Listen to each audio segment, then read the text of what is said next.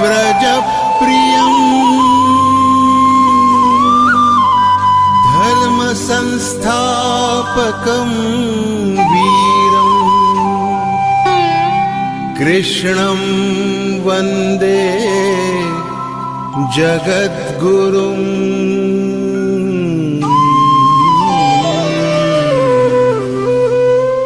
ईश्वर भक्ति भाव से बहती संस्कारों की धारा, भारत माँ की से। Jai Shri Krishna to one and all present here for this Sunday's divine session. Let us all bow down our heads humbly to give salutations to our Param Pujya Swamiji, by whose blessings we have our beloved Geeta Pariwar and Learngeeta. Om Ajnanatimirantasya Jnananjanashalakaya Chakshurunmilitam Yena Tasmai Shri Guruve Namaha. On behalf of Geeta Pariwar, I, Sudha Pillai, would like to extend a warm welcome to all the Geeta devotees and Geeta sadhaks present here to yet another enlightening weekly interpretation session. Today's session is on the middle part of the 7th chapter, Jnana Vijnana Yoga. Let us begin our session by offering our prayers at the lotus feet of Bhagavan Krishna to seek blessings, guidance, and wisdom.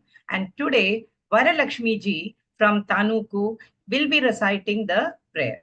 Didi is a graduate and a homemaker. Her hobbies include reading. She joined Geeta Pariwar in Feb 2023 and is giving seva as a techno star in L1, L2, and L3 batches. Also, Didi is a co-trainer for the L1 and L2 Telugu batches. So let us invoke the blessings of Lord Shri Krishna.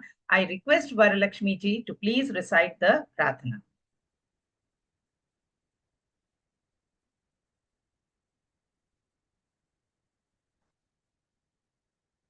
Didi, you are in mute, Didi.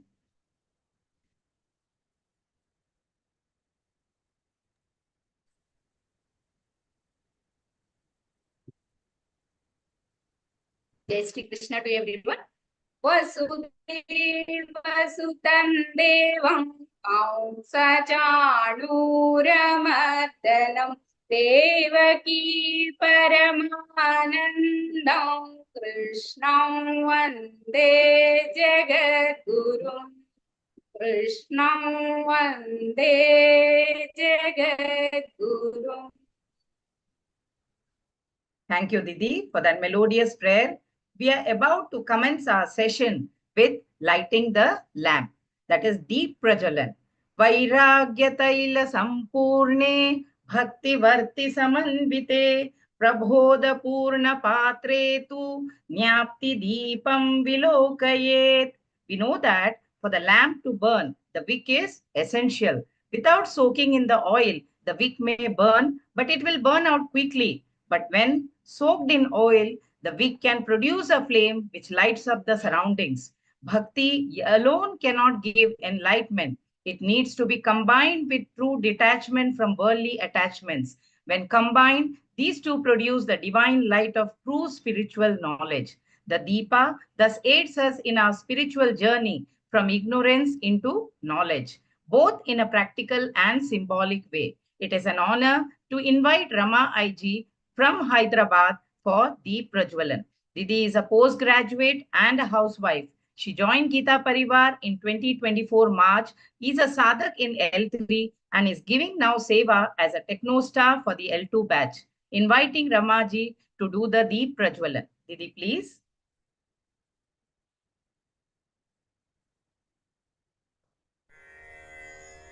निषिद्धैरप्येभिर्लुलितमकरन्दो मधुकरैः करैरिन्दोरन्तश्छुरित इव सम्भिन्नमुकुलः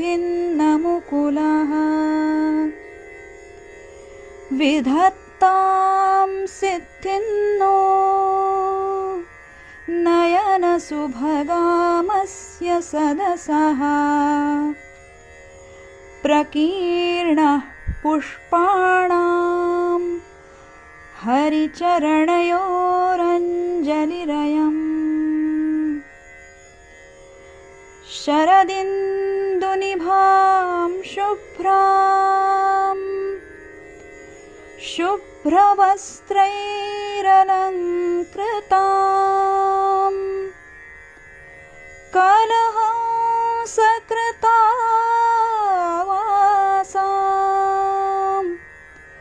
वरदां शारदां नुमः।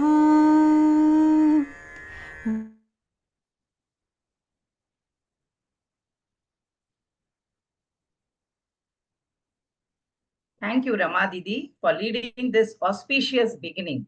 With this luminous start, let us proceed with our schedule of the interpretation session of the middle part of the 7th chapter, Jnana Vijnana Yoga. Before that, I would like to take this opportunity to make a quick announcement. Please note, we all know that Geeta Pariwar has undertaken this divine journey of helping us to learn to chant Bhagavad Gita by conducting Gita classes for all the 5 days in a week, from Monday to Friday. And on weekends also, Geeta Pariwar is involved in enriching our lives by giving us an insight into better and deeper understanding of the shlokas' meanings by arranging special Vivechan sessions in Hindi and English by our best faculties. So you all can share the details of these enlightening sessions with your family, friends, relatives, and other acquaintances. Even spread this message to all those people who may not yet be a part of this Geeta Parivar. You can send the Zoom and the YouTube link to them, which comes in your group, so that every individual in your circle also takes advantage of these discussion sessions and improve their lives. Perhaps with this excuse, they will be able to join in our Gita classes also in future. Let us all take part in this Bhagwan Seva so that more and more devotees can join in our spiritual journey. There is an air of expectancy as we wait for the guest for this evening. It is indeed an honor and privilege to invite our distinguished speaker for the day, respected Vikas Vaidya ji, to come and illuminate our minds. Bhaiya is a qualified mechanical engineer, owns an IT company in Pune. He's a globetrotter and who is fluent in many languages. On the spiritual side, Bhaiya is one of the key members in Geeta Parivar, offering seva as a trainer for all the 4 levels from L1 to L4, as well as he is involved in trainer selection and trainers training programs as well. As a member of Pune's Geeta Parivar wing, he is also involved in teaching and vivechan of Vishnu Sahasranamam. His spiritual sadhana is also equally impressive. He knows all the Gita Adhyayas by heart and has received the first prize in the Gita Kantastha Pariksha from the Param Pujya Jagat Guru Sri Shankaracharya ji of the Shingeri Mutt. Bhaiya ji recites all the 18 Adhyayas of Śrīmad-Bhagavadgītā every day, which he is doing regularly from more than 5 years. He is indeed a role model and an inspiration for all of us. So let us delve deep into the world of knowledge and understanding as we listen to the words of our esteemed guest. It is my honor and pleasure to welcome you, Vikas Bhaiya, for the middle part of the interpretation session of the 7th chapter, Jnana Vijnana Yoga. I would like to inform all the participants that you may please raise your hands and ask questions after the session is over. So let us welcome our esteemed guest, Vikas Bhaiya. Over to you, Vikas Bhaiya.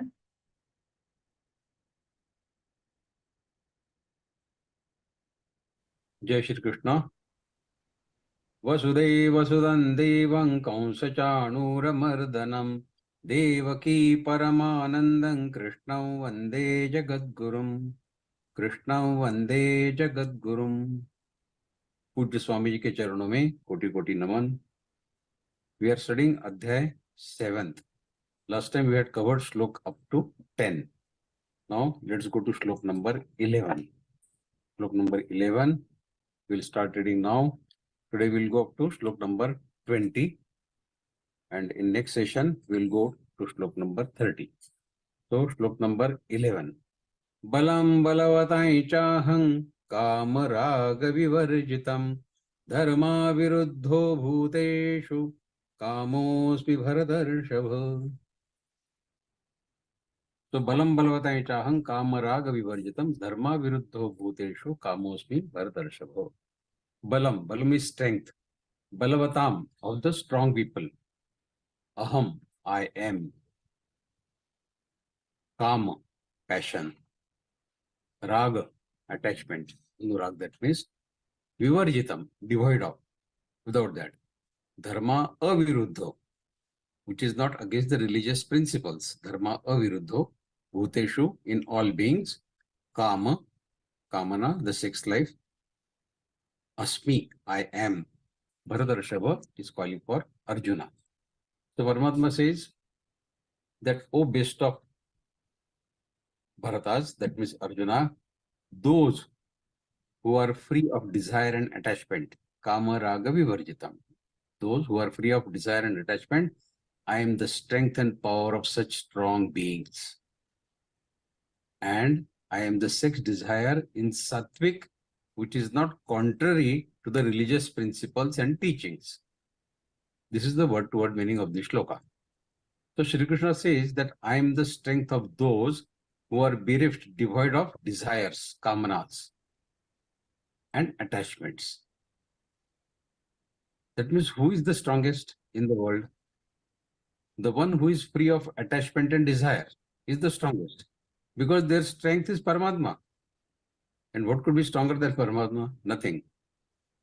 So those who are devoid of kamanas and anurag, that means desires and attachment, they are the strongest.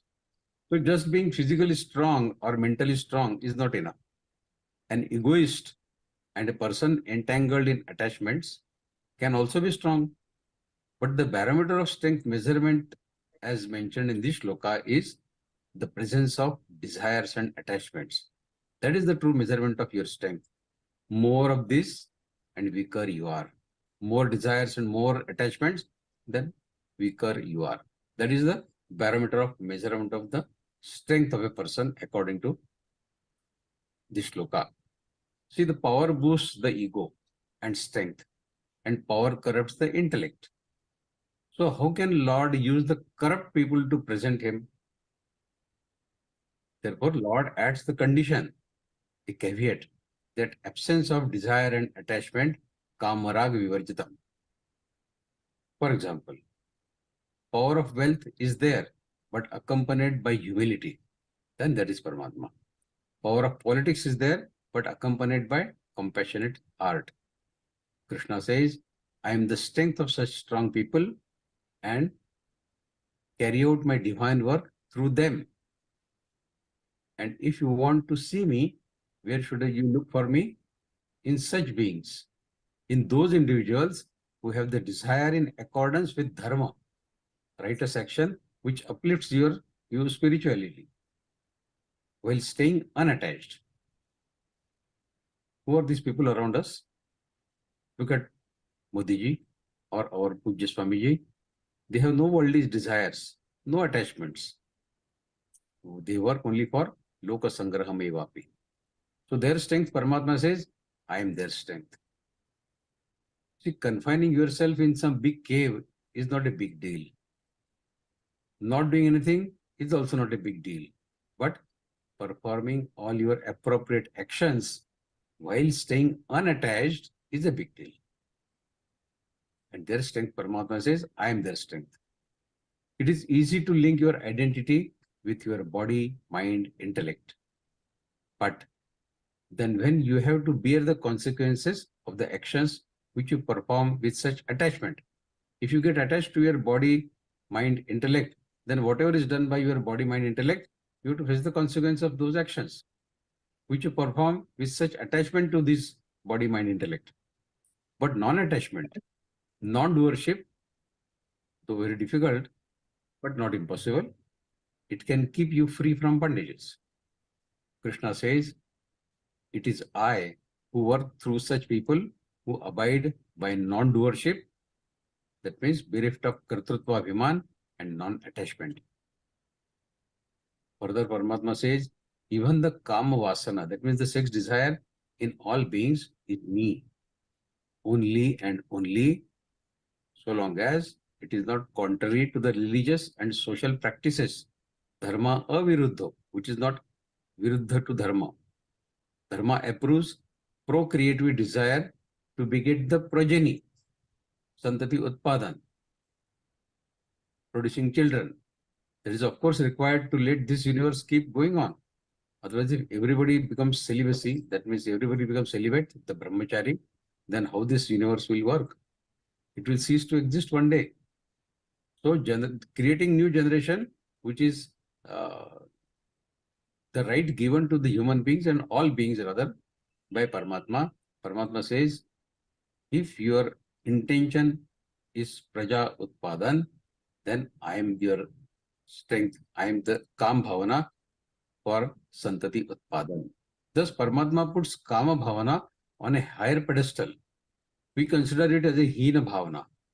Kama bhavana we consider as a hina bhavana and avoid even referring to it. But Paramatma says, I am that kama bhavana, provided it is not dharma aviruddha, provided it is not against the religious principles. In other words, in this world power and force are great virtues.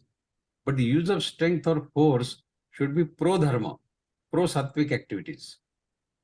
It should be free from kamana and rag. Rag means attachment. What is kamana?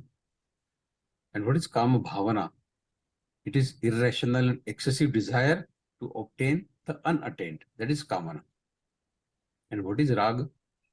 It is the excessive desire to possess the attained object. You have something and you want to have excessive desire to keep it with you. That is the attachment. And these excesses, they lead to indiscrimination, irrational indulgence of the mind and the senses.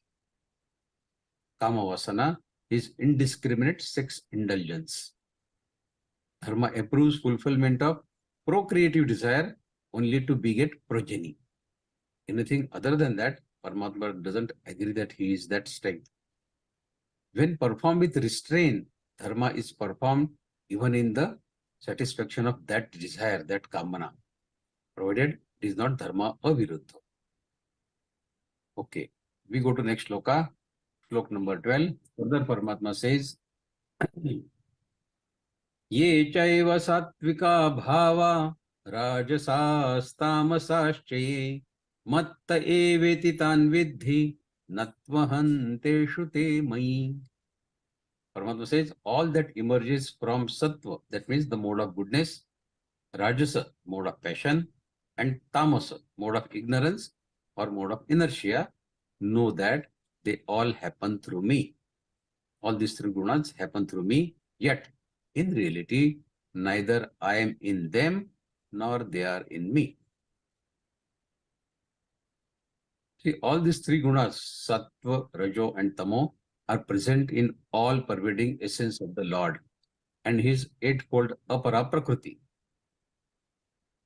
ashtadha prakriti, which we discussed in the last session.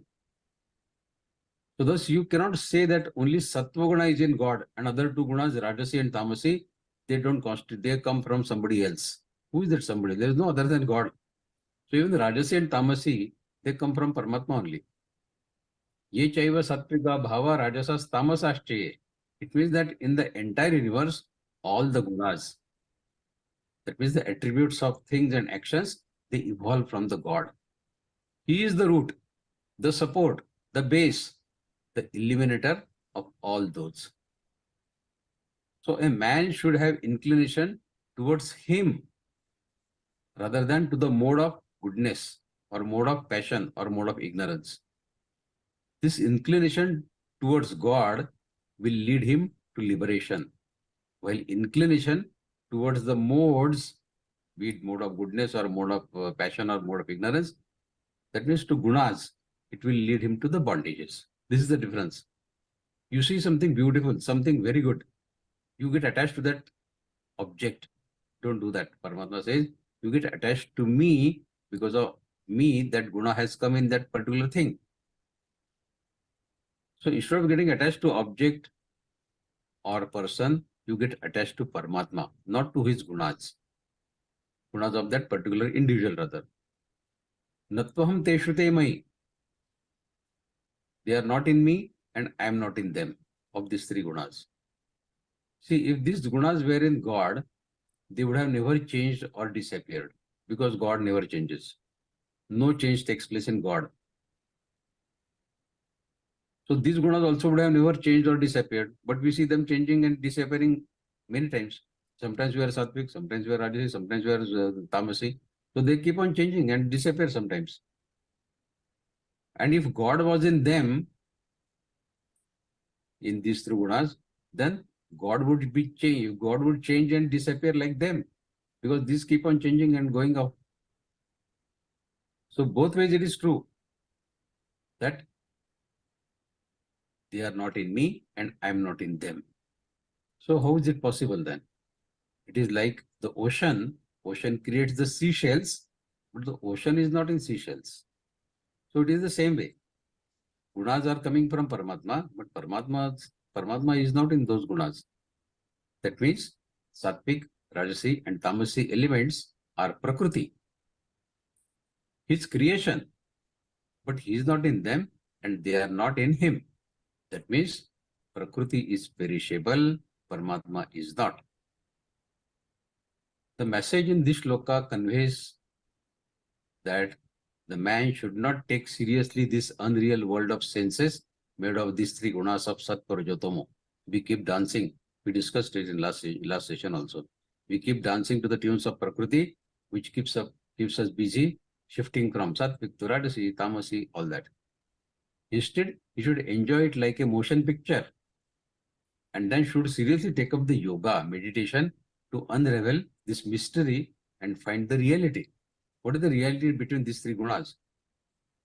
And while doing this meditation, this yoga, when you realize your pure self, at that stage, the God is in man and the man is in God.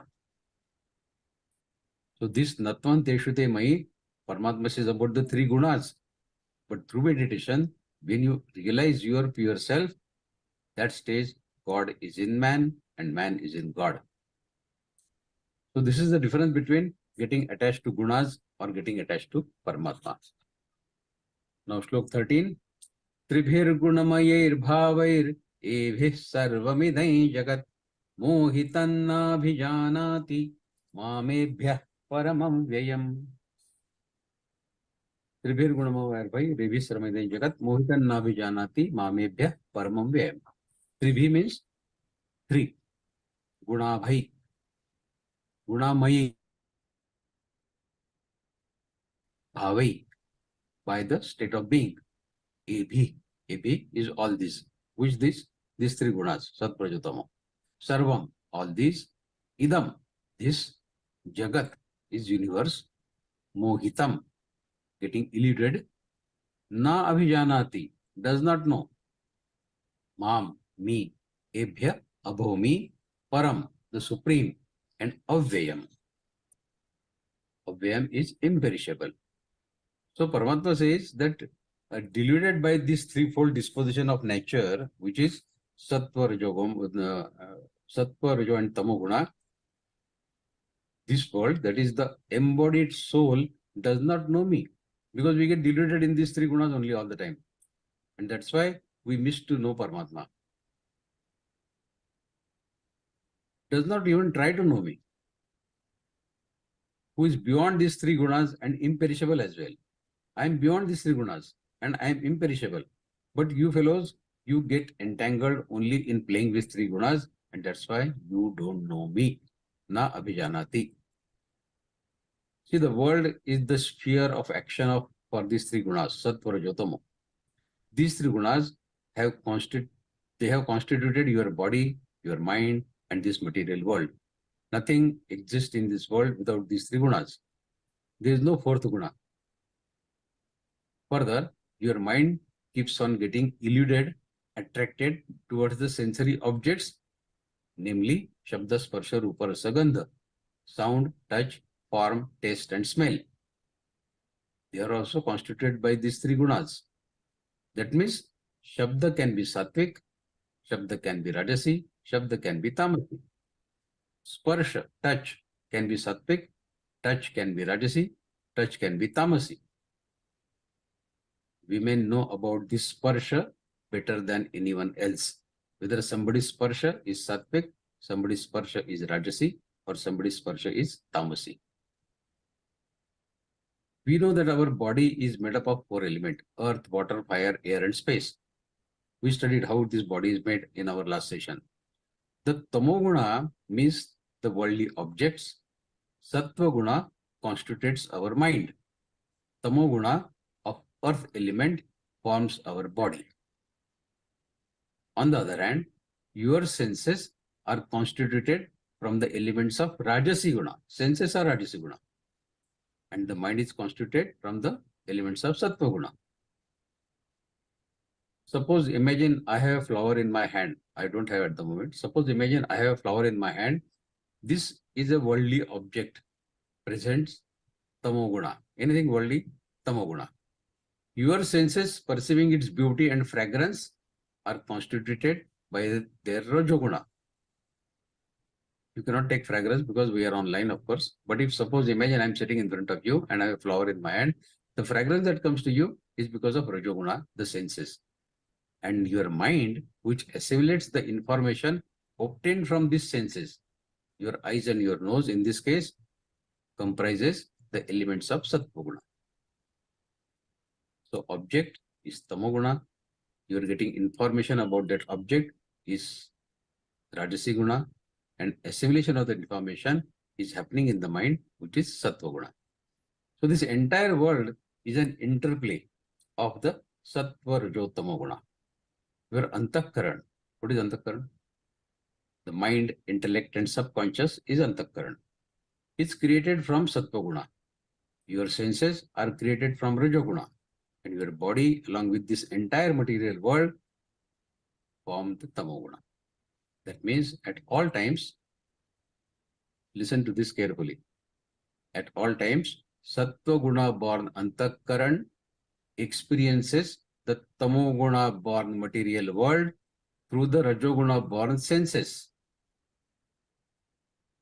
Sattva guna born Antakaran experiences the Tamoguna born material world through the Rajoguna born senses.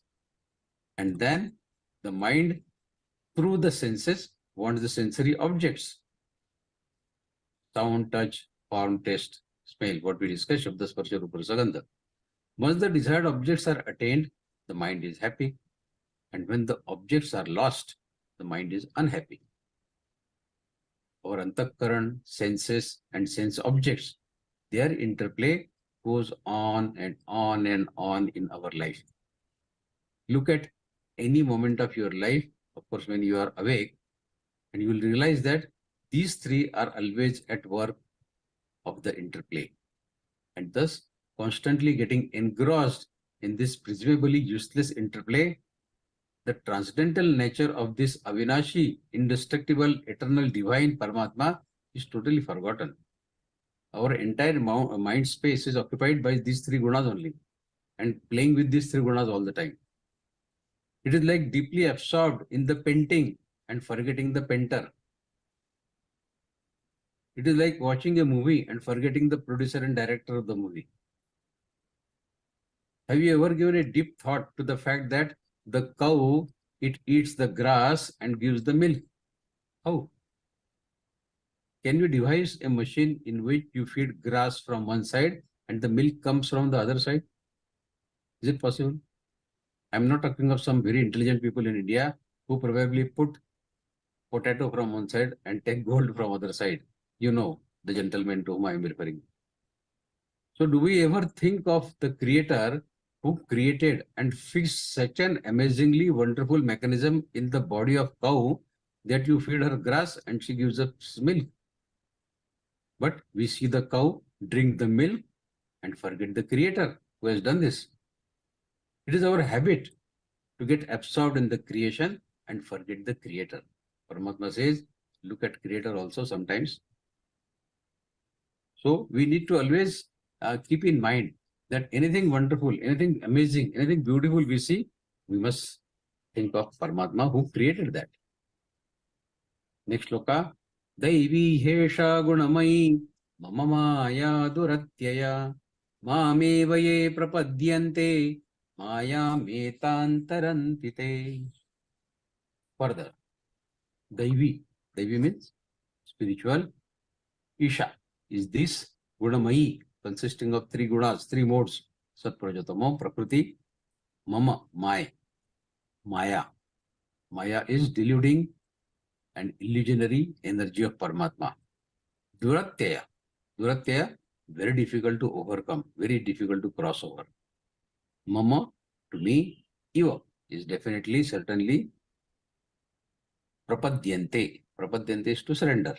Maya metam, this illusionary energy, Maya of Paramatma. Taranti to overcome, to cross over. Te means they. So Paramatma says, this divine illusion of mine, that means Maya, consisting of three gunas, Satprajatamo, of the Prakriti. So Paramatma says, whatever the Satprajatamo is there, created by Prakriti, it is my Maya only. And you keep playing with my Maya and you forget about me. So this divine illusion of mind, that is Maya, consisting of these three gunas, Satprajatamo, of Prakriti, is difficult to overcome, to transcend, to cross over. Duratyaya.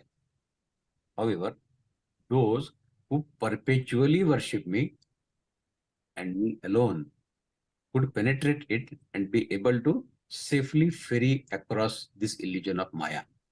So if you want to cross over the Maya, then there is no other way but to remain perpetually with the God, worshipping the God. The play of Maya is indeed very fascinating and bewildering. The intellect is deluded, the mind is deluded, and the human beings, they get entangled, entrenched in this phenomenal material world. Because our mind is deluded, intellect is also deluded because of this Maya of Paramatma. And that is the reason we keep playing with these three gunas of Prakriti. And when they get, human beings, when they get what they want, they become happy. And when they don't get what they want, they become unhappy. This is all Maya. This is all Maya. Someone's birth rather, makes them jubilant. Somebody's death makes them sorrowful. Sometimes happy, sometimes sad, sometimes excited, sometimes despondent. World is stuck in the game of up and down, up and down, up and down. Paramatma says, this is all my Maya. And you keep playing with my Maya all the time. You're enslaved to the body, enslaved to the senses, and enslaved to the mind with no knowledge of the truth, no knowledge of Jivatma, no knowledge of Paramatma, no understanding of real self, and of course, no clue about the Maya. The creator of Maya, we have no clue about him. Our senses, our sense objects, and these three gunas of nature, they make a dancing floor of our life, and we keep merrily dancing to their ever-changing tunes. One example of changing tunes, I can tell you. Suppose I'm taking tea at every day at 7 o'clock. I expect my wife to serve me tea at 7 o'clock, hot steaming tea. One day I'm sitting at my chair reading newspaper. 7 o'clock, tea doesn't come. 7:05, tea doesn't come. 7:10, tea doesn't come. 7:15, tea doesn't come. I lose my temper. What is this happening? I struggle so much for this family of mine, and they don't care about me. A simple cup of tea they can't give me in time. Why do I struggle, work so hard for them to give them all the material pleasures in the life? I earn money, I give them all sorts of satisfaction in life, and they don't care about me. I get angry. After 5 minutes, the wife comes with a smiling face and says, this is your cup of tea. Yesterday we had some guests and we made coffee for them. So entire stock of milk is gone in making the coffee yesterday night. So this morning, I know you need tea early in the morning. I walked down to the next corner and bought milk from there. And now the tea is there for you. So my anger evaporates and I fall in love with my wife once again. And I say, oh my God, I got a wonderful wife. She cares so much about me. So the mood changes from anger to sattvic, from anger to love. Was it really required? But such small incidences in day-to-day life, they keep our mind occupied unnecessarily. In fact, we have become so much expert dancers to these tunes of three gunas, Satprajotamo, that maybe we'll deserve Oscar for some dance number. Our dancing skills are no less than those Oscar winners who we keep winning Oscar for some dances. You see, you evaluate your one full day, since morning till you go to the bed, and you will see the mood swings that happens in our day-to-day life. These swings are because of the three gunas of Prakriti, Satpurajotamo. Sri Krishna says, it is certainly difficult, extremely difficult, durataya, to understand and cross over my Maya. But those who are devoted to me, who wholeheartedly surrender to me, prapadyante, who single-mindedly contemplate, that means they do manan chintan about me only, they will be able to overcome this delusion, this Maya of mine. So in short, God, the immutable, omnipotent, and all kindness and in all fairness, is the creator of this Triguna Maya of Prakriti, Triguna Maya. Only those who rise above these three gunas can pierce through his Maya. And we have to rise above these three gunas. And then only we can reach him. We have to pierce through this Maya. Then only Paramatma is sitting beyond that Maya. The shackles, the chain of Maya in the form of Kama, Krodha, Lobha, Moha, Mada, Matsar, Alasya are too hard to break. However, Krishna promises that such devotees who are devoted to God only, they can surmount it, they can win over it, because God can be realized only through undivided devotion. And when God is realized, Prakriti, nature, does not exist. Only God exists. How do we achieve this state? Only detached action in everyday life is the key. Whatever action we take in day-to-day life, take it undetachedly. Rather detachedly, don't get attached to it. We should get reflected in service, sacrifice to the God. Only such people, they can qualify for this achievement. Bhagavad-Gītā is the way. To remain detached, detachment from attachment. This is the golden rule we have to follow in our day-to-day life. And Bhagavad-Gītā is the way. It unfolds this Maya. Gita unfolds this Maya and paves a way for us to cross it over. It is like a torch of Jnana, Bhagavad-Gītā, helping us to show the way in this dark night called Maya.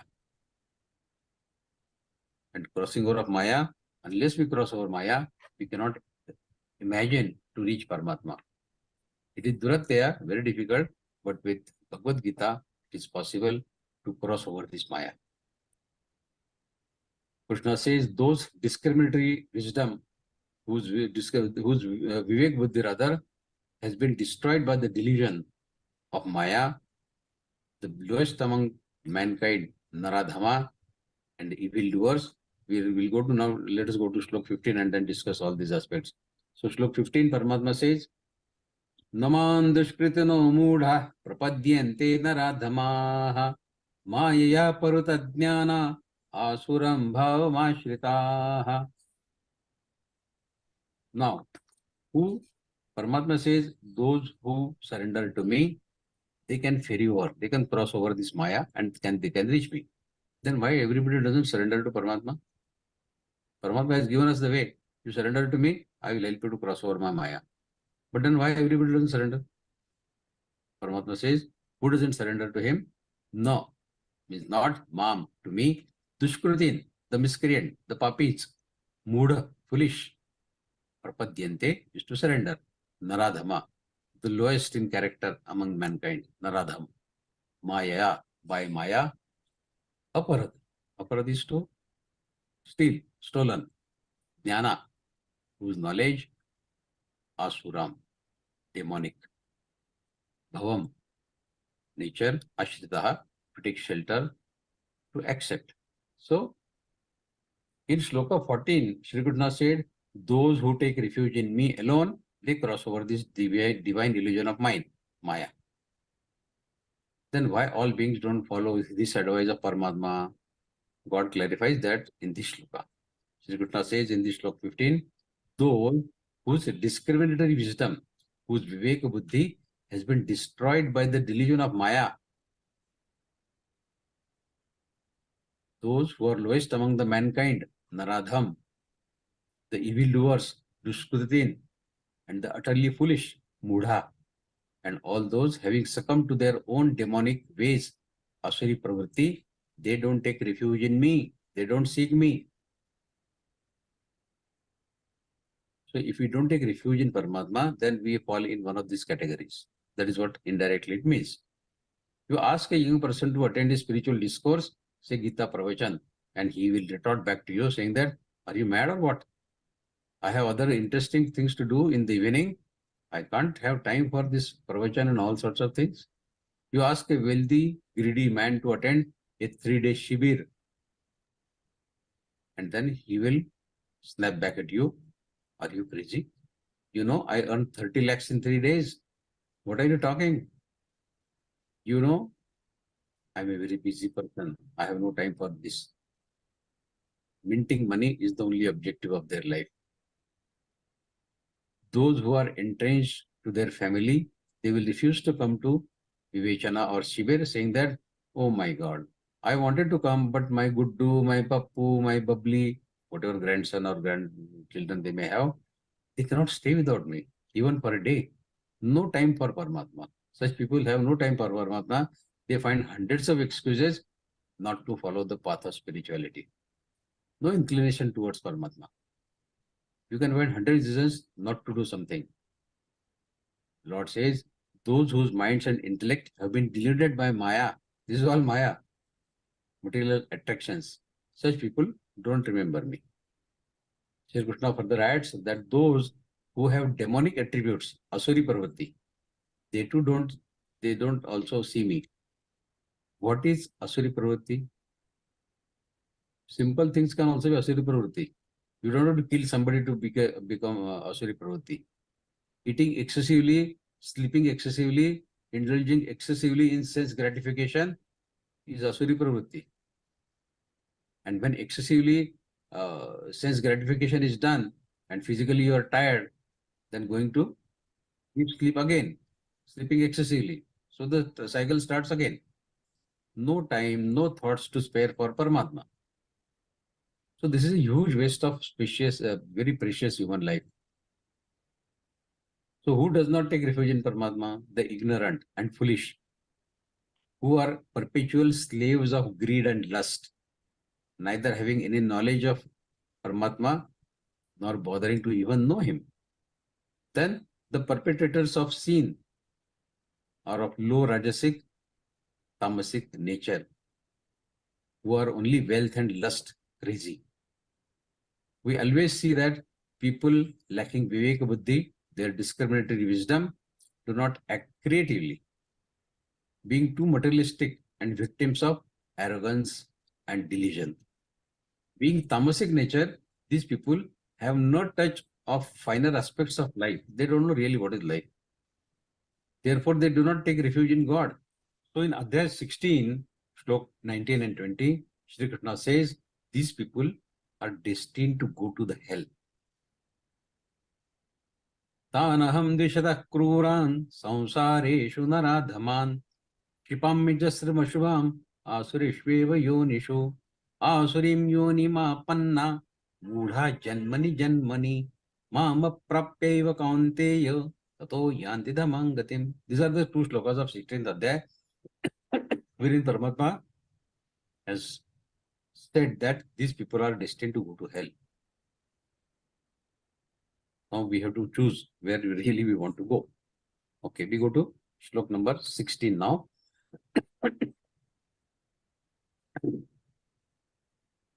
Now, in the earlier Shloka 15, Paramatma said, who does not worship Paramatma? Who doesn't have faith in Paramatma? Who doesn't seek Paramatma?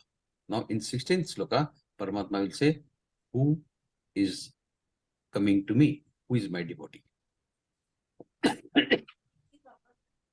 Chaturveda bhajante mai yana sukriti no arjuna arto jidnya surartharthi jnani cha bharatarshava.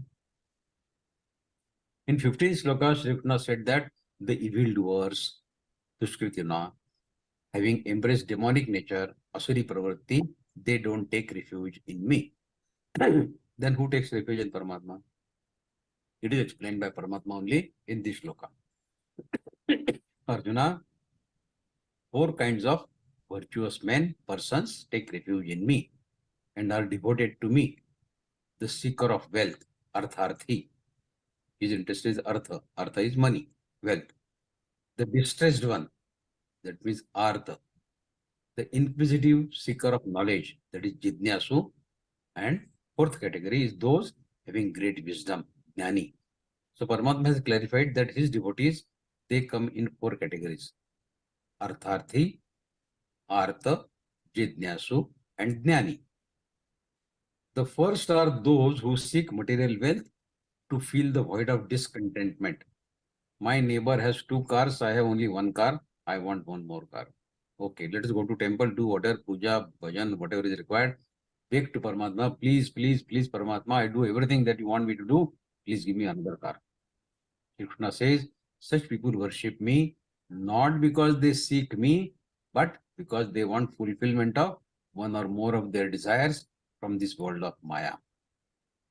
The other category is of those who are distressed by some or the other sorrow in their life. Such people, they remember God only when some calamity falls upon them, and thus they frequently visit temples to seek God's favor, to remove their miseries in life.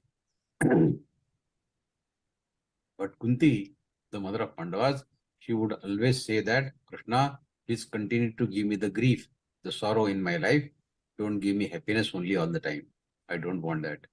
I don't want it because I remember you more and more when I am in grief, I am in sorrow. So there are devotees, strange devotees like this also, who ask for sorrow from Paramatma. Everybody is asking for happiness. There are devotees who ask for sorrow. In fact, these 2 types of devotees, that means Artha and Artharthi, are found most frequently in temples and places of worship, because they seek either wealth, fulfillment of some desire, or taking care, removing of some misery in the life. It is interesting to know that such people are prepared to do anything which they normally would never do. For example, a Arth or Artharthi devotee is asked by a Pandit that he is under diverse influence of some planet. Usually they blame Shani, Rahu, Ketu, some planet. And due to this Mahadasha, he may have to face some accident or even go to jail, or may have to lose a lot of money. And in order to escape this likely calamity, he needs to get up at 4 o'clock, do some specific mantra chanting. Now this person who otherwise would never get up before 8 o'clock, he gets up at 3:30 in the morning. Or someone is told that on Lakshmi Pujan day in Diwali, he would chant a mantra from 7 p.m. to 1 a.m. midnight, and if he does the chanting, he will get a lot of money. You will make a lot of money in share market, or you may even win a lottery. So this fellow will sit throughout the night chanting mantra when everyone in the family is enjoying Diwali cracker and Diwali sweets. So these people are prepared to do anything. These devotees do it not for attaining God, but for attaining his Maya. The only thing that goes in favor of these devotees is that they have deep faith in God. But whatever is my demand, they firmly believe that whatever they want, only and only their God can give them. Like our Prime Minister always says, even my opposition people, they know that karega to yahi karega. Dega to Modi dega. So likewise, people, these devotees, they believe that whatever I want, giver is only God. God only can give me this. The third category is the inquisitive, that means Jidnyasu, seeker of knowledge. The one who has the real desire to know the real essence of God. He has the desire. The inquisitive nature, this fellow neither has the desire to acquire anything from material world, nor does he seek removal of his miseries in the life. All he wants to know is God and worships God with that intention only. He is a jitnyasu. The fourth category is the jnani, wise, who has known the real essence of God. He already knows. Who has realized his pure self, whose ignorance has been shattered already. When the burkha, the veil of delusion, has been lifted, yet he continually abides in the remembrance of God. That is a jnani bhakta. A small story about these four categories of devotees. Four brothers were playing, four boys were playing in the garden of their front yard. Just then their father came with 4 mangoes. At the sight of mango, one of the sons strongly requested and asked for mango. I want mango, I want mango. Second started crying loudly for the mango. Both were given the mangoes by their father. The third one only looked at mango, and the fourth one continued his play without bothering, without even having a look at mangoes. The father, of course, he gave 1 mango to each of them. These are the 4 categories. First one, who immediately went to father and asked for it, is Artharthi. Second one, who started crying for mango, is Artha. Third one, who did not bother about it, he only looked at it, is Jitnyasu. What my father has brought, he wanted to know. And fourth one, who did not even bother what he has brought, is a Jnani. So these are the 4 categories of devotees. Paramatma says, they worship me. So Dushkriti no, they don't worship me, but Sukruti no, Chaturveda Bhajante Maya, Sukruti no Arjuna, they worship me. Next shloka.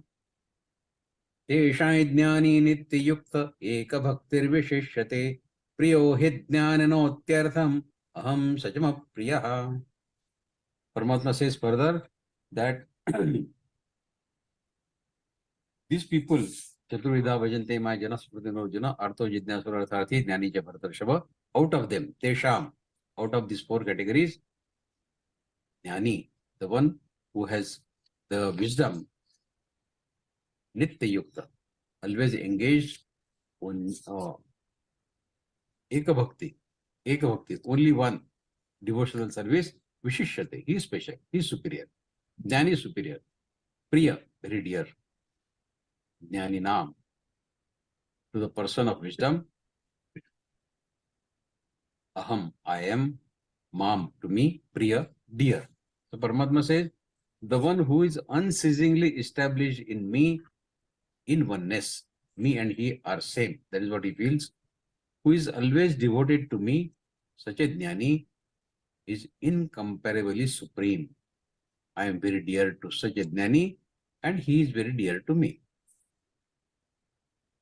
Tesha jnani nityukta eka bhaktir vishishate priyo hi jnananurtatam aham sachama priya. He is dear to me, I am dear to him. Mutual. He is the wisest who wholeheartedly and single-pointedly seeks God. Among 4 kinds of devotees, Artha, Artharthi, Jitnyasu, and Jnani, the sage who acts with one-minded devotion is closest to the God. That devotee has an unconditional love. He loves God without any selfish motive, without any business-like agreement. I will pray for you, you give me this in return. I will do this puja for you, you give this me in return. Between the jnani, wise devotee, and the God, there is a deeper exchange. That exchange is of love and affection. The jnani devotee's devotion gets spontaneously activated without reservation, because it is offered in full faith that loving, omniscient creator, the sole giver of all the things, knows every necessity of every being. I don't have to ask anything from the God. God knows what is best for me. He will give me without my asking. That is what the jnani says. The jnani is content with whatever the God deems best to give or withhold to give. Whatever God doesn't give, he has no complaint. Whatever God gives, he is happy with that. You see, the enlightened man loves God alone, knowing that everything else is secondary or non-existent or temporary. Only God is permanent, eternal. He knows that his soul is the presence of God in him. Therefore, soul realization is his ambition and God's love is his passion. The God lovers know that in soul consciousness, there is no other feeling but the deep flow of divine love and love only. God, of course, loves such souls because of their godlike qualities. It is God's quality, no? Unconditional love for everyone. So if unconditional love for everyone is there in our heart, then we have acquired God's attribute in us, and God will definitely love this. So such people are liked by God. God says they are dear to me and I am dear to them. Now, if all the people Jnani is dear to Paramatma, then what about the remaining three? Artha, Artharthi and Jidnyasu. They are not dear to Paramatma. Paramatma says no, not like that. Next shloka. Udara sarva evaite jnani tvatmaiva me matam. Astidasya hi yuktatma mameva nuttamangatim. Paramatma says Udara, magnanimous, noble, survey, all. Ite, they are Jnani, one who is the devotee of knowledge, man of wisdom. Atma Eva, just like myself. Me, Matam, opinion. Asthita, situated. Yukta Atma. Yukta Atma is engaged in devotional service. Mam, in me. Anuttamam, the highest. And Gatim is the destination. So Paramatma says, certainly all devotees devote themselves to me. Thus they are also good. Udara sarva evaite, they are also good. But Jnani is unified with me. Others are devoted to me, but Jnani is unified with me, and thus in essence he is me. Atmaiva. This is my opinion. Paramatma is very polite. He says this is my opinion. Because the Jnani's refined intellect is firmly established in my cosmic essence all the time. So there is no difference between him and me. See how Krishna comforts even those who remember him only with some selfish intent. He doesn't criticize Artha, Artharthi. He says they are also Udara Sarva, they are also good.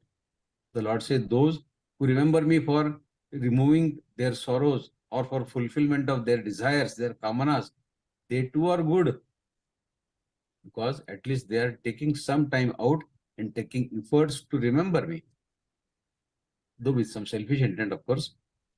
And who knows, while praying, while singing Lord's praise on a regular basis, singing his bhajans, they may experience some such peaceful state of being. They release the uselessness, they realize the uselessness of their desires and forget about problems. Every day I go to temple and beg to Paramatma. Every day I ask for some favor here and there. When one day they themselves will get fed up of it. And then they will remember me for the sake of remembrance and nothing more. So Paramatma is hopeful that this Artha and Artharthi, one day they will become Jidnyasu, and after Jidnyasu, they may become Jnani. Then the person will get elevated to the category of Jidnyasu. Artha and Artharthi will get elevated to Jidnyasu, inquisitive, who remembers God only. And mind you, this change may come unknowingly. When an Artha and Artharthi gets turned into a Jidnyasu, he himself will not know it. And without any specific efforts from him. The only condition is he should keep in touch with the God all time. Initially, Sakam Karma, but the Sakam, slowly and slowly, it gets converted into Nishkam Karma. See, Krishna is saying that the God loves the Jnani Bhakta the most. Jnani means the Bhakta who has realized the God in this birth itself. It is only for this reason that the enlightened Jnani loves God not only intensely, but without any expectation of return or reward. God is like a magnet mountain for this Jnani. He is always glued, he is always attached to the divine. Other devotees, they are also dear to the God, though they may be praying for some wish fulfillment, desire fulfillment, some return reward expectation. But the only thing that goes in their favor is they are full of faith in God only. So Paramatma says, Udara Sarva, they are also good. Slok 19.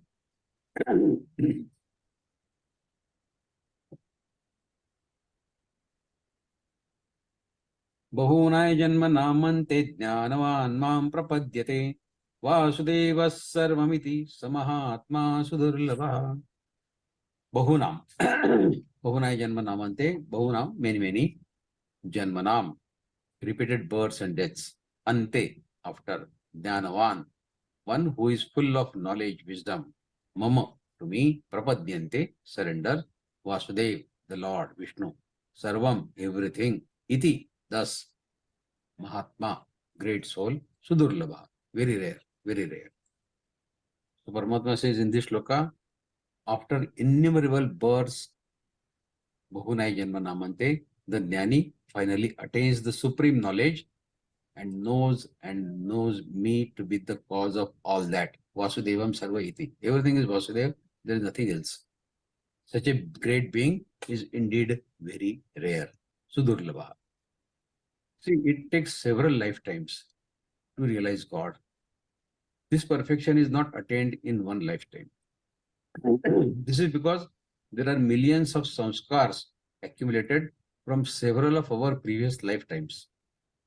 And then having a healthy body is also imperative to be able to do practices, yoga, meditational practice.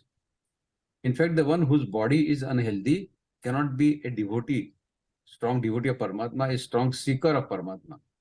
And you cannot have a healthy body if you do not follow the rules of Yam and Niyam.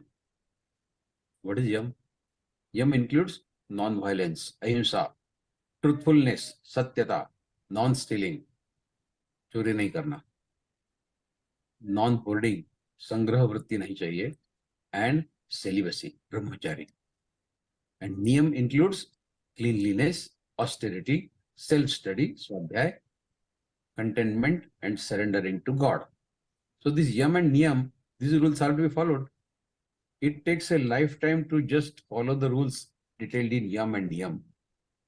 Then some more time is needed for perfection of asanas, Hatha Yoga, Raja Yoga. Asanas and pranayam impart health not only to the body but to the mind as well. And their perfection needs another lifetime also. Then there is pratyahara. What is pratyahara? Withdrawal of senses from the sense objects, indriya nigraha. Then dharana. Dharana is disassociation of mind from the senses. Disconnect the mind from senses. Senses on their own, they don't do anything. It is the mind which asks them to do something. So, disassociation of mind from senses is dharana. And when, if these are not perfected, dhyan, dharana, if dharana is not perfected, pratyahara is not perfected, yam and niyam are not followed properly, how will you move to the stage of dhyana? Dhyana is the last stage. And without dhyana, how can you attain the state of samadhi? That is the ultimate. So to reach to samadhi, you have to follow all these steps. And they may take many lifetimes. So one life goes in purifying the antakaran, another goes in perfecting asanas, yet another goes in perfecting pranayama, and so on and so on and so on. And the first 20 to 30 years of each life, time passes away in sensory gratification. That means sadhana does not even start until later in the life. Look at our own lives. Have we started doing sadhana yet? And not to forget that the last 10 to 15 years are to be written off for unhealthiness of the body.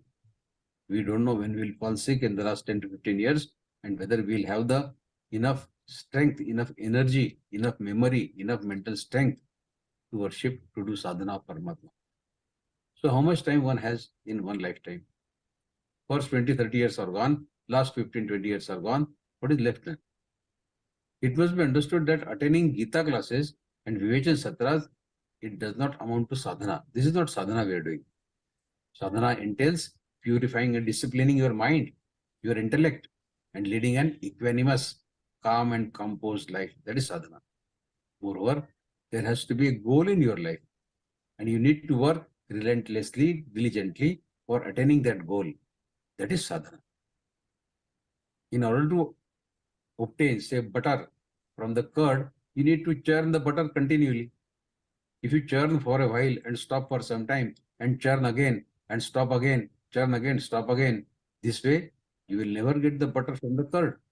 Similarly, getting up early for a few days and performing some spiritual practice for a few days and then overcome by lethargy and inertia, you stop waking up early in the morning and give up the practice. Then again start, then again give up.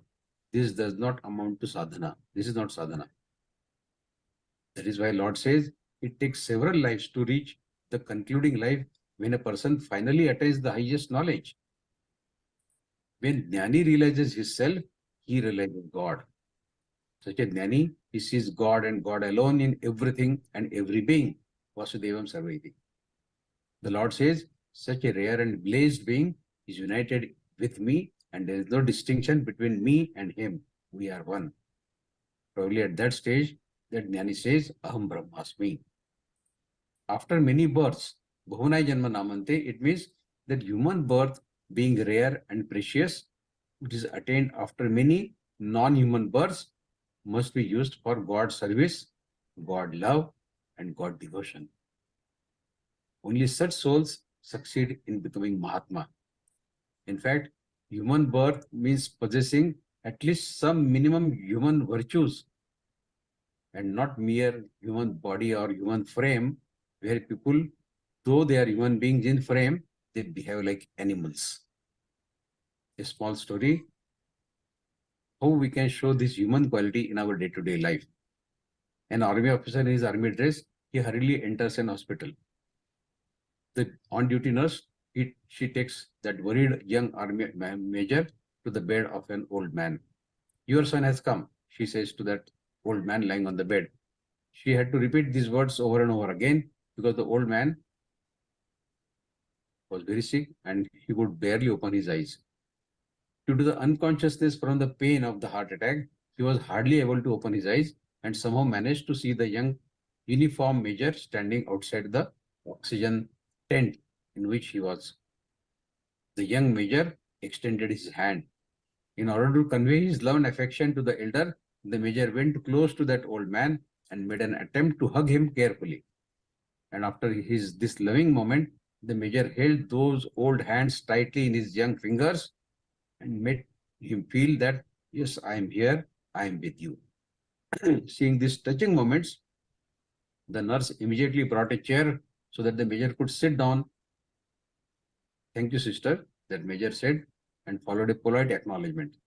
All the night, the young major sat there in the poorly lit ward, just holding the old man's hand in his hand, uttering many words of affection, love, strength, giving that old man some kind of strength. Several times in between, the nurse urged the major that, you too must be tired now, please take rest for some time. But the major politely turned down, saying that, no, I am fine here, I will keep sitting here only. Every time the nurse came to the ward, he remained oblivious to her arrival and to the noisy night in the hospital. He just sat there holding the old man's hand. He always heard the majors muttering some kind of soft, sweet words to the elder, to that old man. The old man did not say anything, only held his son's hand tightly throughout the night. At the dawn, the old man passed away. The major let go his lifeless hand and went to inform the nurse that the old man has passed away. All the night, major did what he should have done. He waited. Finally, when the nurse returned, and before she could say anything to show the sympathy, the major stopped her and asked, who was that man? The nurse was shocked. He was your father, she replied. No, he was not my father. The major replied, I have never seen him before in my life. Eh? So why you did not say this when I took you to him yesterday night? I understood right away that there has been some mistake, the major said. But I also knew that old man needed his son and his son was not there. The nurse kept listening, confused. When I realized that old man, he was waiting for his son and his son is not there, I became his son. Then the nurse asked, then what was the purpose of your visiting the hospital? The major replied, I came here tonight to find one Mr. Vikram Salaria.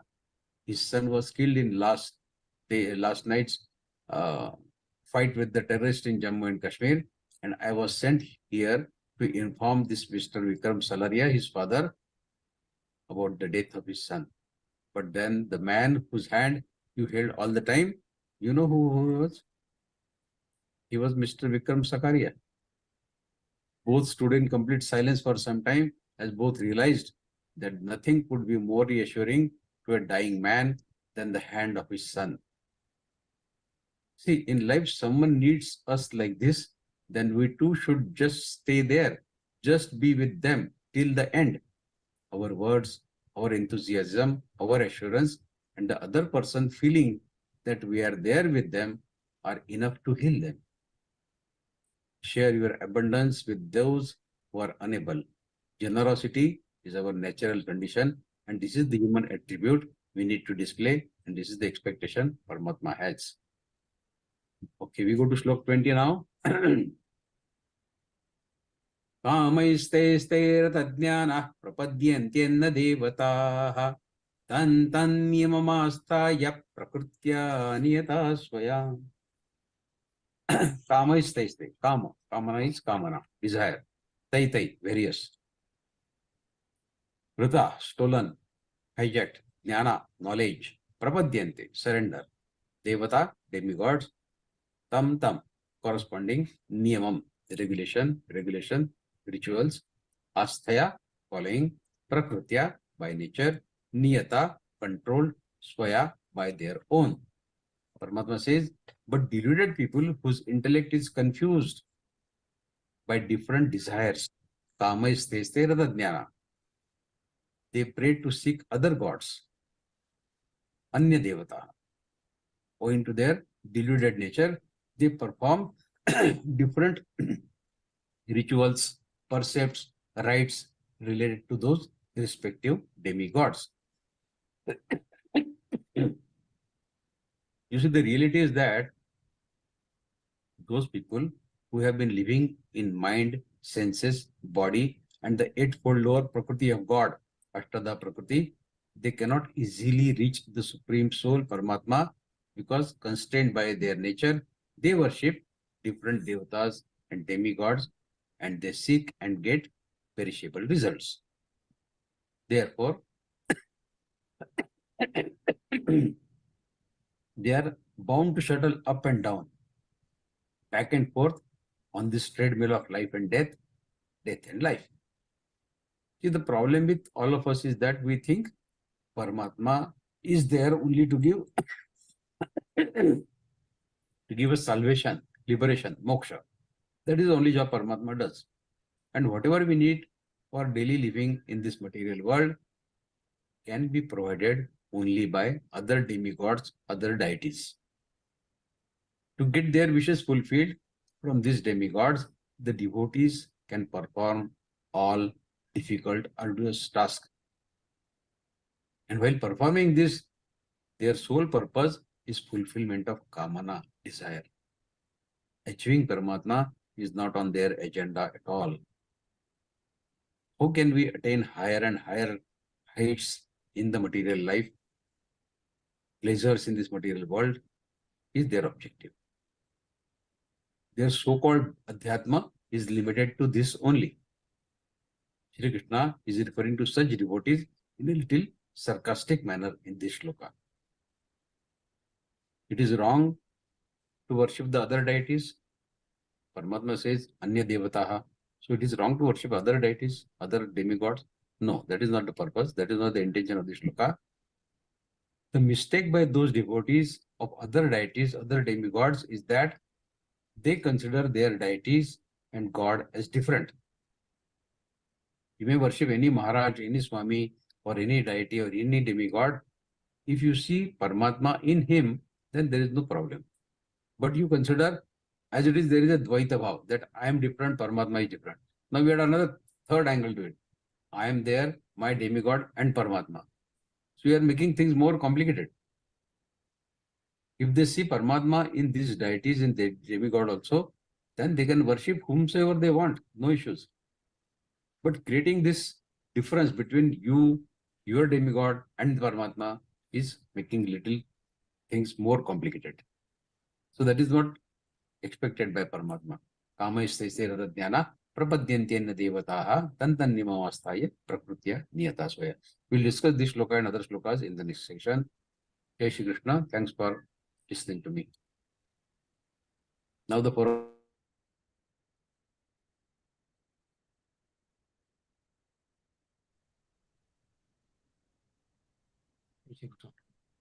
That was indeed a wonderful and enlightening session. We are grateful to you, Vikas Bhaiya, for giving us a glimpse of the 7th chapter of Bhagavad Gita, stressing on the 3 gunas and describing the material and spiritual dimensions of God's energies. Although it is very difficult to overcome his material energy Maya, those who surrender and do sadhana to him can easily cross over to it by his grace. Your simple anecdotes and stories related to this chapter have made this session so interesting and deepened our understanding and love for God. Thank you, Vikas Bhaiya. Again, a reminder, the humble request to one and all to share the Vivechan session links, both the Zoom and the YouTube link, which comes in your group with your family, friends, relatives, and other acquaintances, so that other people can also take advantage of these discussion sessions and improve their lives. It may also inspire them to join the Gita classes in future. Now it is time for the question answer session. Once again, I request all those who want to ask questions to please raise their hands and wait for their turn. Yes. So we'll start with our doubt session. Yes. I think Kamla Didi can unmute. Jai Shri Krishna Bhaiya. Jai Shri Krishna. Bhaiya, we hold God, we hold our sins as responsible for our previous birth's sins. We hold,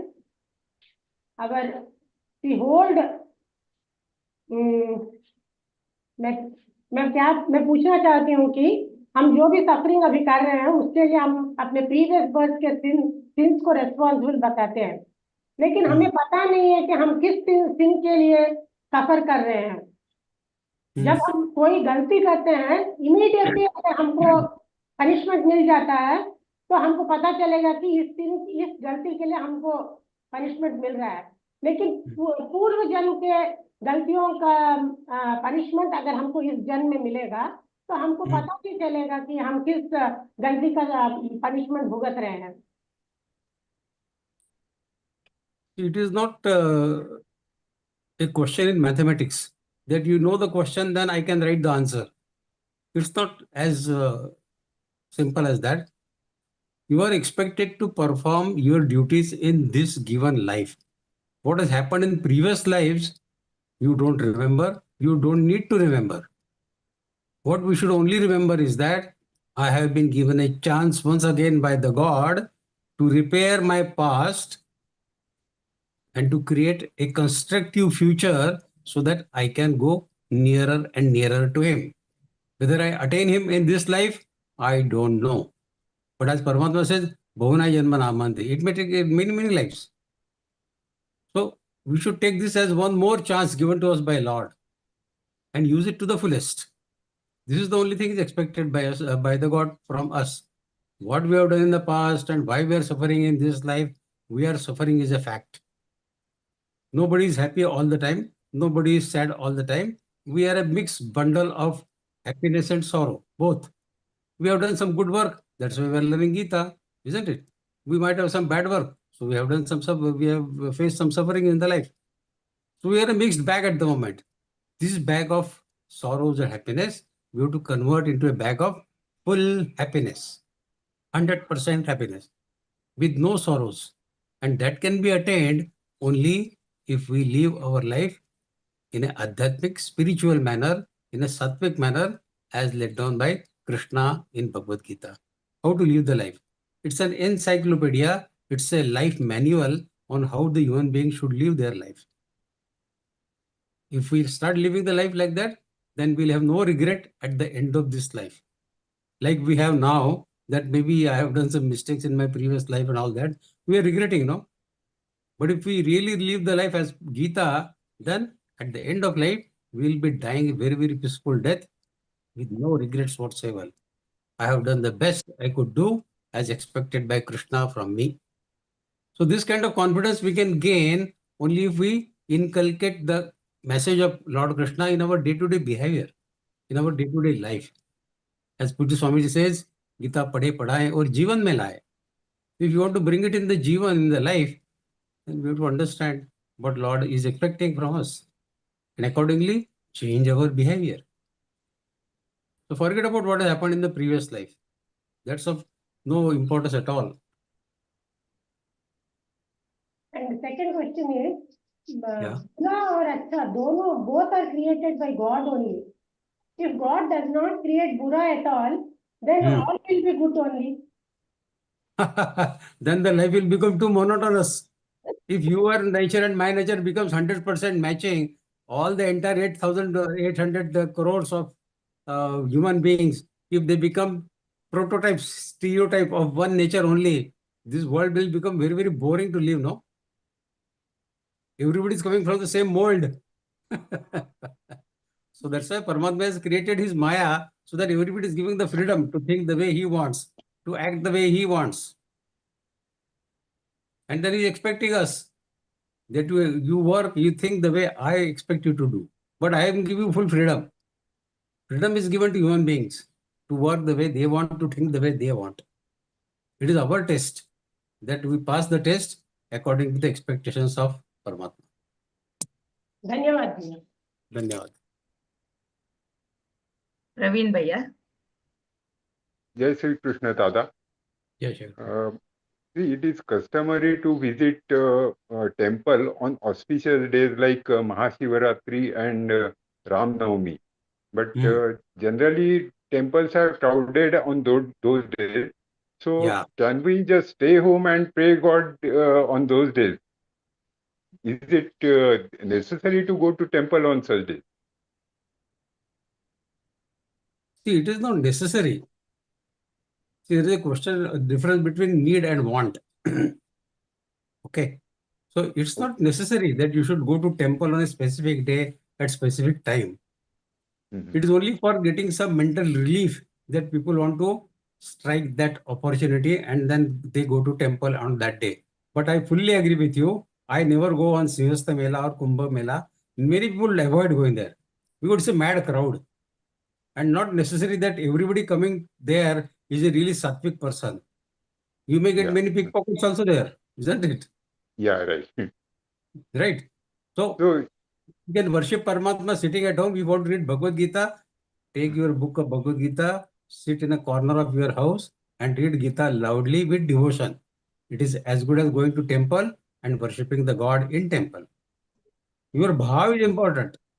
Your emotions, your shraddha in Paramatma is more important than the outward look. You can put a tilak on your head, you can wear saffron color clothes, and you can have some this thing in your hand and you go dancing to the temple. These are all external. Gita does not expect us to behave in this manner. Internally, what you think? If you are making a show to just demonstrate to people that you are a great devotee of Lord, then that show is not important. What you think internally within you is important. So I agree on a very crowded day. If you cannot go there, no. But if you really want to go, get up early in the morning, get up at 4 o'clock. Like Shravani Somvar in Shravana, I go to temple. On Shravani Somvar, I do go to temple of Shiva. Because Shiva we go hardly on any day in the year. So Shravani Somvar, one goes to the Shankara temple. To avoid the crowd, get up early in the morning, 4:30, 5 o'clock, take a shower and go there. You will not find any crowd. Thankfully, we are so lazy people that we don't get up before 6 o'clock, 7 o'clock. The selected few will get up at 4 o'clock, take shower, go to the temple, and they can have very peaceful darshan of God. They will come back home very peacefully without any crowd. So there are ways to avoid the crowd also, provided we are ready to do that. Thank you. Thank you, Dada. Shankar Rao Bhaiya.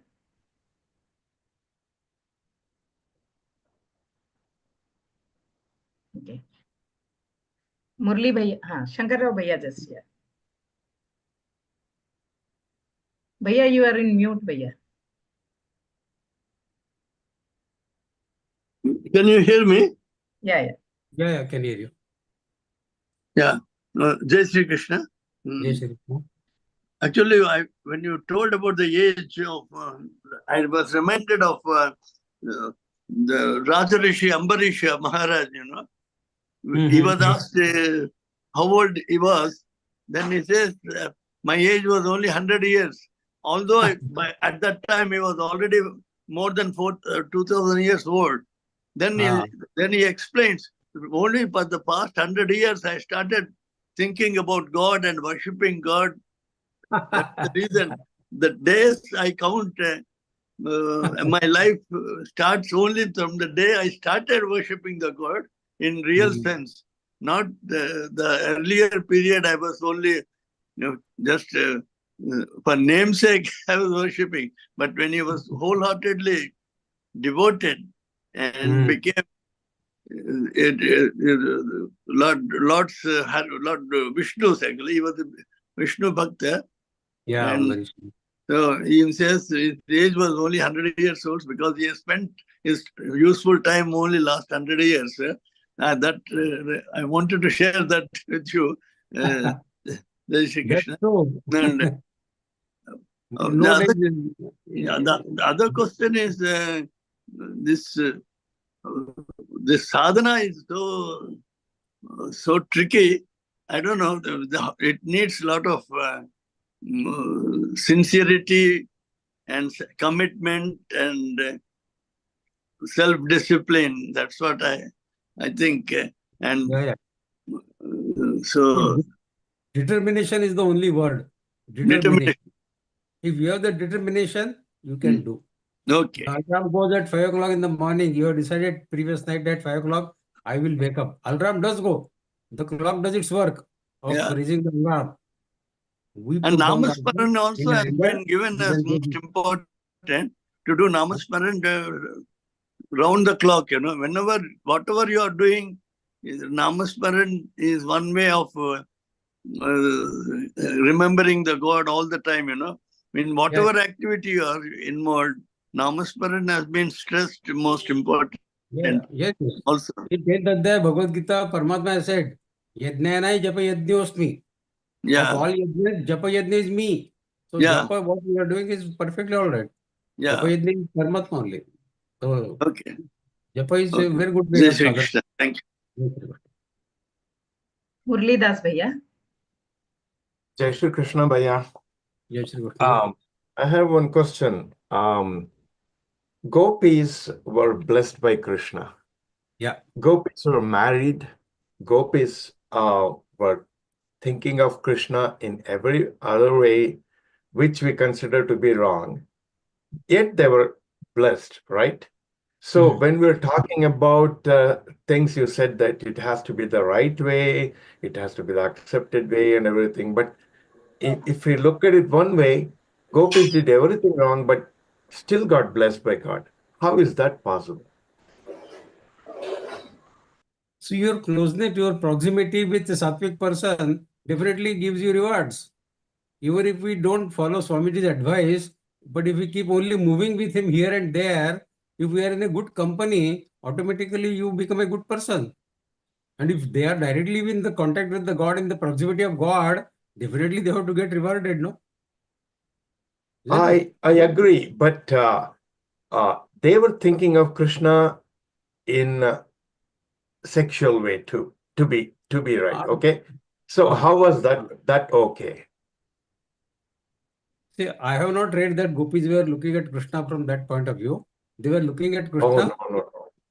No. So they were looking at Krishna from whatever angle. Whatever you say, if that is also true, that is kind of relationship they wanted to have with the God. See, God, we can have a relationship, as we know from Geeta, the God will be with you the way you look at him.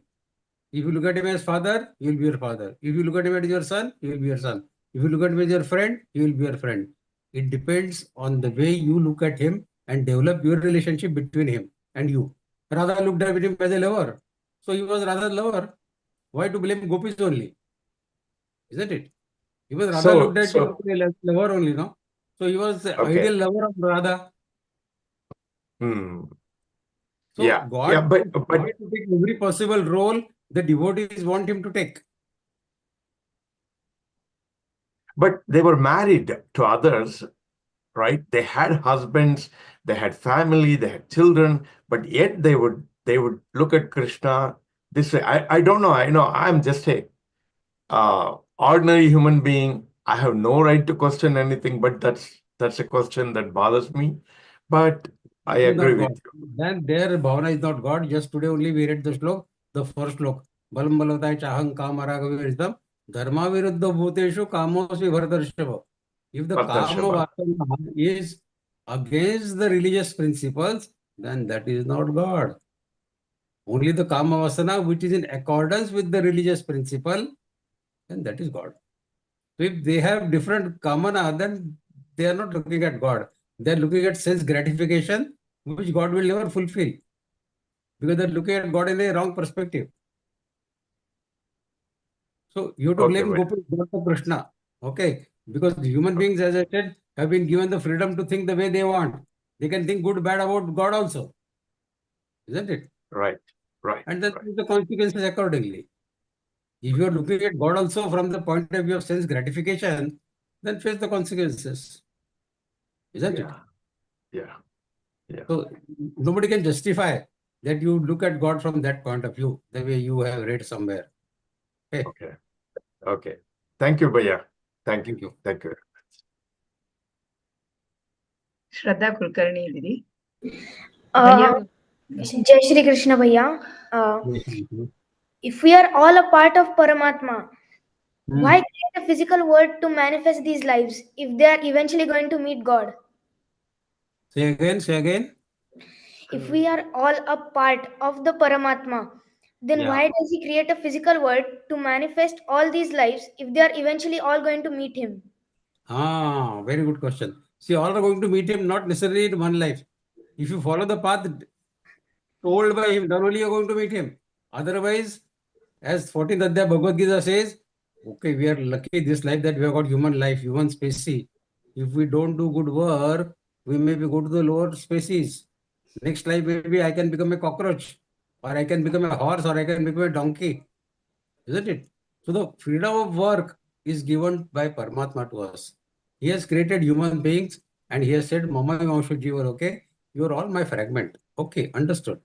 But at the same time, he has given us the intellect, and at that time, he has given us the body, sense, mind, intellect. These four things he has given to attain him. But we misunderstand that he has given this body, sense, mind, intellect to enjoy the life, sense gratification. And we misuse this for important instrument given by the Lord to us.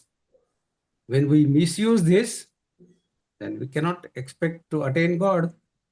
Then we fall down to the lower species and lose the chance of attaining him. Isn't it? So even if God is there in all of us, it does not necessarily mean that all of us are going to attain him in one life or two lives. It depends on our karmas. Ultimately, it is our karma that decides whether we are going to meet Lord or we are going to fall down further in our life in the next life. God has given us the freedom. But if we misuse it, then God is not responsible. You can't blame the God for that. He has given us a chance and he's given you us Geeta, an encyclopedia, a manual on how to live the life. If we don't read the Gita, and even after reading the Gita, we don't follow the Gita, then we have to blame ourselves, no? Yes. That God has told me how should I live my life, and even then, I like a fool lived my life contrary to the principles of Gita. Then we have to blame ourselves, isn't it? I think one thing we probably missed asking was, so what is the reason of having this physical world manifestation? Why we need this physical world? See, in Bhagavata, the first sentence, Bhagavad says, Paramatma alone got bored. Okay. Maya. एकांती mana na ramate. That is what God said. That एकांत में मन नहीं रम रहा है मेरा अभी क्या करूं मैं? So he created the world. Okay. Keep going. Okay. एकांती mana na ramate. So that is the God. Okay. I have one more question from myself. Why? So according to what are the desires that are allowed by dharma? desires allowed by dharma are the spiritual desires. I want to attain Paramatma. I want to attain this. I want to get up at 4 o'clock in the morning, get into meditation. This desire is allowed by religion. But the desire that I want to wake up till 2 o'clock in the night for going to a pub or going to a dancing floor, then this is not allowed by dharma. Then this is against the principles of dharma. Because, see, one cardinal principle of living human life is, as I said, Sharir, Indriya, Man and Buddhi. To what use we are putting it to you? We understand whether we are putting it to proper use or not. That much discretionary intellect, Viveka Buddhi, Paramatma has given to everybody. Even while doing some sinful act, our conscience keeps telling us, boss, this is not correct, don't do it. But we ignore it. God gives us warning. God raises an alarm, even when we are doing something bad. But we overrule it and say that, hoga jaye, dekha jayega, jo hoga jayega, dekha jayega. Let me enjoy this moment. So that Viveka Buddhi keeps always telling you what is according to religion and what is against the religion, what is expected by God and what is not expected by God. Our Viveka Buddhi is basically a part of Paramatma only. It never tells you lies. It never tells you lies. You like it or you don't like it. You follow it or you don't follow it. It's up to your mind, your intellect, your sanskar. But the Viveka Buddhi does its job.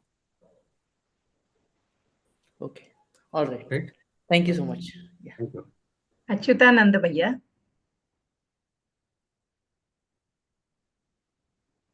Jai Shri Krishna. Jai Shri Krishna. Now I have one question. Like in the childhood, we have studied a story that one ignorant child he saw some egg lying in the nest of a bird, and he thought that why not to help him grow up, and he took the egg, and by touch the egg got died. Okay, now is it a sin by him, or because he did not know anything about that? So how it is interpreted by God? Now what is it? No, sorry, I could not understand your question. What exactly do you want to ask? We say sin. People make consciously something.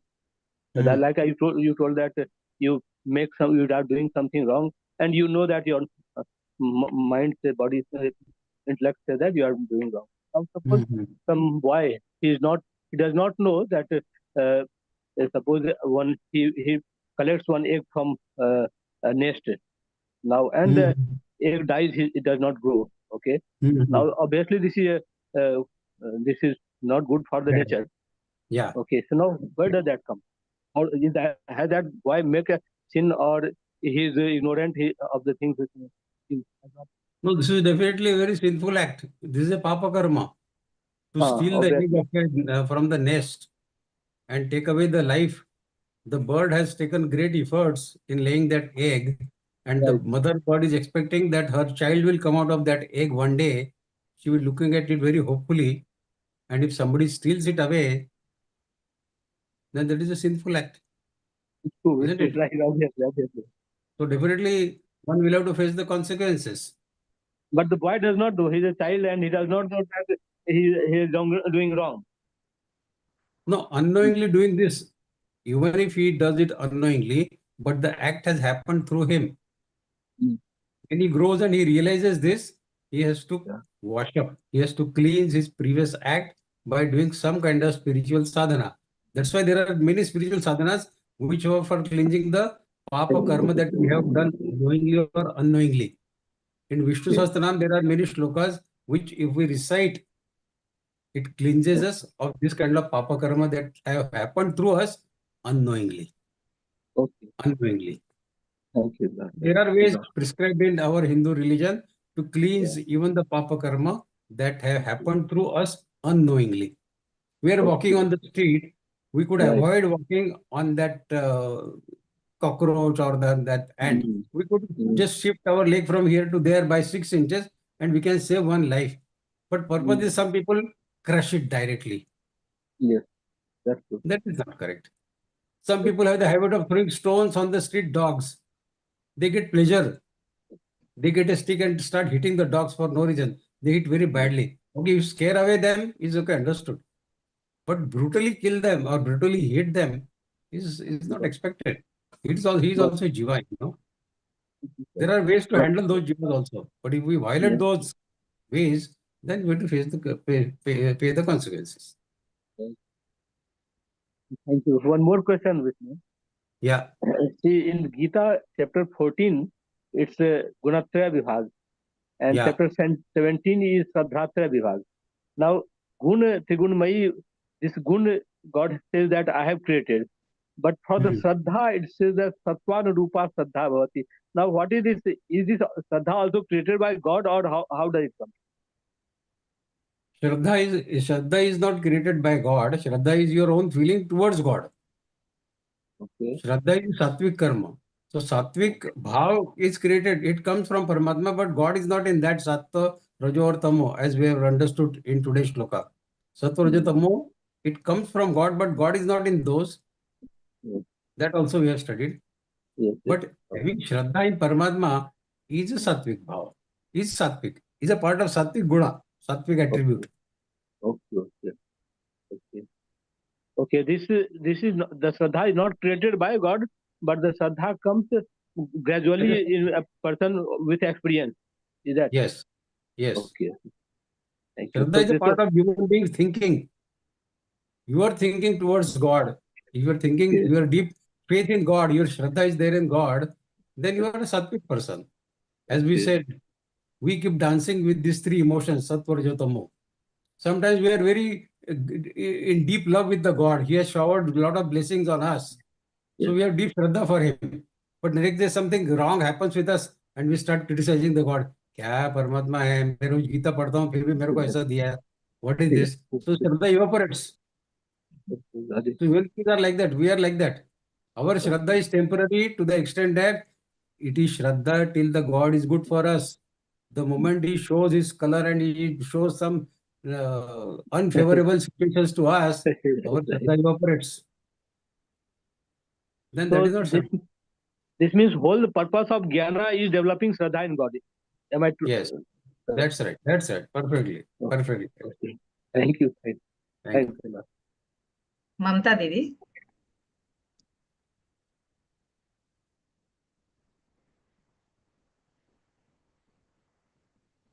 Didi, you have to unmute, Didi. Now, can you hear me, Didi? Yeah. Jai Shri Krishna, Bhaiya. Jai Shri Krishna. Your questions are really divine, Bhaiya. My question was that in Gita, many shlokas say that we should not ask anything from God, or we should not desire. But Bhaiya, if there is a problem in your life, even though I'm not passionate about it, but it splits in the back of my mind. It's clicking. Like my son married, and then his marriage was he was divorced. So sometimes it's in the back of my mind. It's clicking me. Although I'm not into it. Understood. You see, we should keep one thing in mind, that God knows what we want, what we should get, and what we should not get. Are we more intelligent than God that we know more than Him as to what we want and what we don't want? So our job is to only do our spiritual sadhana and leave everything to Him. What He gives, accept it as His grace, accept it as His prasad. He knows best what is good for us. He knows best what is not good for us. Sometimes He does not give us money because money may spoil us. Probably. Too much of money in the hand of human beings, it spoils their character. So sometimes if there is too much money, the man may face some financial loss. God will take away some money from him, thinking that if too much money is available with this guy, he may go on the wrong path. So he knows what to give and what to take away. That's why our job, we should focus on that. What is his job? In that we should not advise him. that God do like this, do like that. Who are we to advise him what he should do and what he should not do? Isn't it? Let us stick to our job. His expectation from us is to do spiritual sadhana. Let us restrict to that. Whether we do Nama Japa, as some gentleman has said just now, or whether we do I'm doing meditation. that only. I'm telling you, I'm doing that only. I'm not even asking, but sometimes in the back of my mind, it's At hurting the back of me. mind, see, we are all human beings. So at the back of mind, a thought has to come. Nothing wrong in that, absolutely. But your sadhana should not be conditional. That if I do this, then I want that. That should not happen. That's all. Oh, So yeah, long as our after sadhana. that only I came into Gita class. Yeah. When this happened, after that only I joined this Gita class. And I have given my Pathak also. Very good. That's very nice. That's very nice. So our sadhana should be independent of our requirement from God. Our demand from God and our sadhana should be two independent things. Irrespective of whether we get or we don't get, our sadhana should continue, and he will the ultimate judge. He knows how to give, when to give, how much to give. Only that much confidence we should have. Thank you. Okay, thank you. Sharma ji.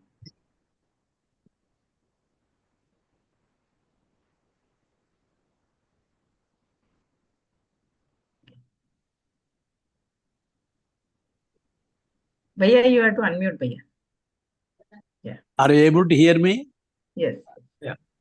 How many number of times I listen? Yeah. I'm not clear on these three gunas, sattva, raja, tamo gunas. Yeah. Just kindly clarify me with examples. You have clarified, you have been clarifying, but I'm not able to keep here. I explained to you with the example. A flower in my hand. Yeah. The flower in my hand, if I have, then anything that is material object is tamoguna, because all material world is tamoguna. Yes. The knowledge about all that we grasp through our senses. Senses is all rajoguna. Yes. And the assimilation of tamoguna and rajoguna and finding out the exact meaning of what I have seen and what I have grasped. So mixing up of material world tamoguna and the senses. This assimilation of information is done in our antakaran, which is a sattva guna. Sattva. So we are composed of all these three, sattva, rajo, tamo. Yeah. Now whether what we get attachment with material world, if our intellect decides that no, this is not good to get associated with material world, it will distract me from my spiritual sadhana. Okay. That is a sattvic bhav. Okay. Okay. But if your intellect allows you, it encourages you that your senses are enjoying the meeting of sense objects. Yes. Eyes are enjoying seeing something. Ears are enjoying hearing something. Tongue is enjoying talking or eating something. Let them enjoy. That is the real life. If you give this full freedom for sense gratification, then your intellect has become Rajasi. Rajasi. Okay. Yeah, that is Rajasi. Okay. And if the same intellect, it enjoys harming the people, seeing them in distress, then that the intellect has become tamasi. Oh, So harming people can be sattvic, can be rajasi, can be tamasi, depending upon how we look at the things. Harming others is tamasi. Tamasi. Harming others is tamasi. Tamasi. Enjoying somebody's miseries is tamasi. Tamasi. Yes, tamasi. And getting engaged in our own sense gratification is rajasi. Oh, our own sense gratification. Okay. Yes. Okay. Oh, thank you. Thank you. Usha Rani Didi.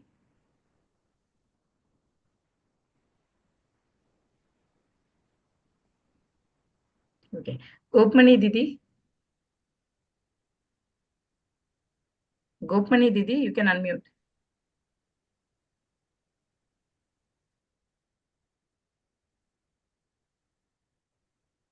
Gopmani Didi. They have okay. Okay, Prashanta Didi, you can unmute and speak. Jai Shri Krishna, Vaidya. No? All human beings actually now, some time or the other, most of the people does some mistake or without knowing or with knowing and all that. After realizing and after coming into God realization and all, if they will be like forgived or they'll be punished for that. See, every karma is to be paid by us. Just because you have realized that I have done something bad, you don't get freed from the punishment. Every karma, whether it is good or bad, it does not go without return reward, either reward or punishment, whatever it is. But the sooner we realize that my karmas are drafting my future, if I do good, then I am building my future in a constructive manner. If I do bad, then I am killing my own future with my own hands. The sooner we realize this, and when the karmas get improved, we start doing good and good karmas more and very sparingly the bad karmas, then we are learning something in our life.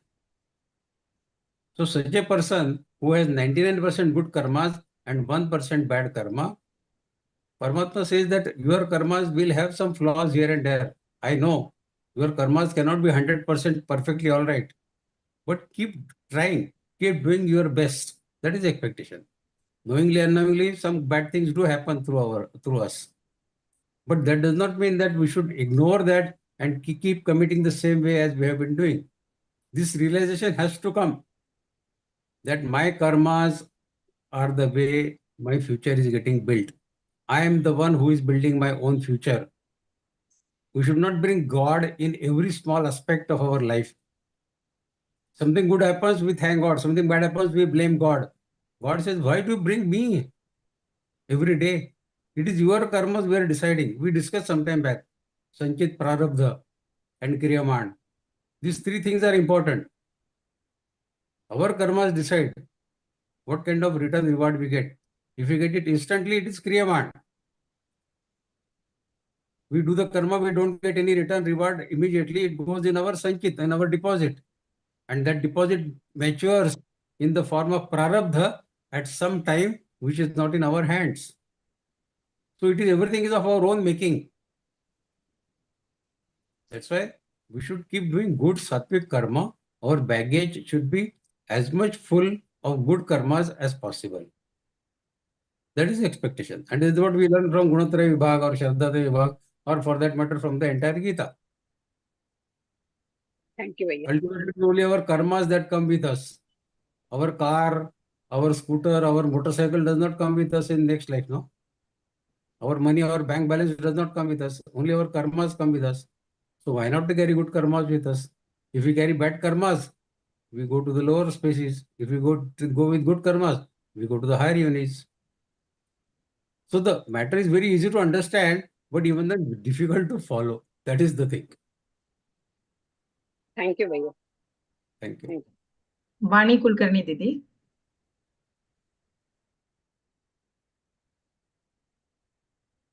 Vani Didi. Yeah. You can unmute Didi.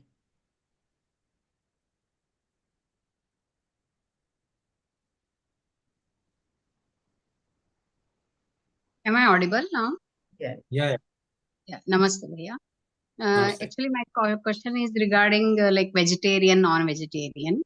Usually, when we will have discussion on this part in our school, actually, I will say being vegetarian, like we will get the sattvika gunas. So, Yeah. which actually the food will also affect on our actions. Like if we take non-veg and all, maybe Yeah. tamoguna will be increased according to me, as I have read. So, Yes. am I right in this case?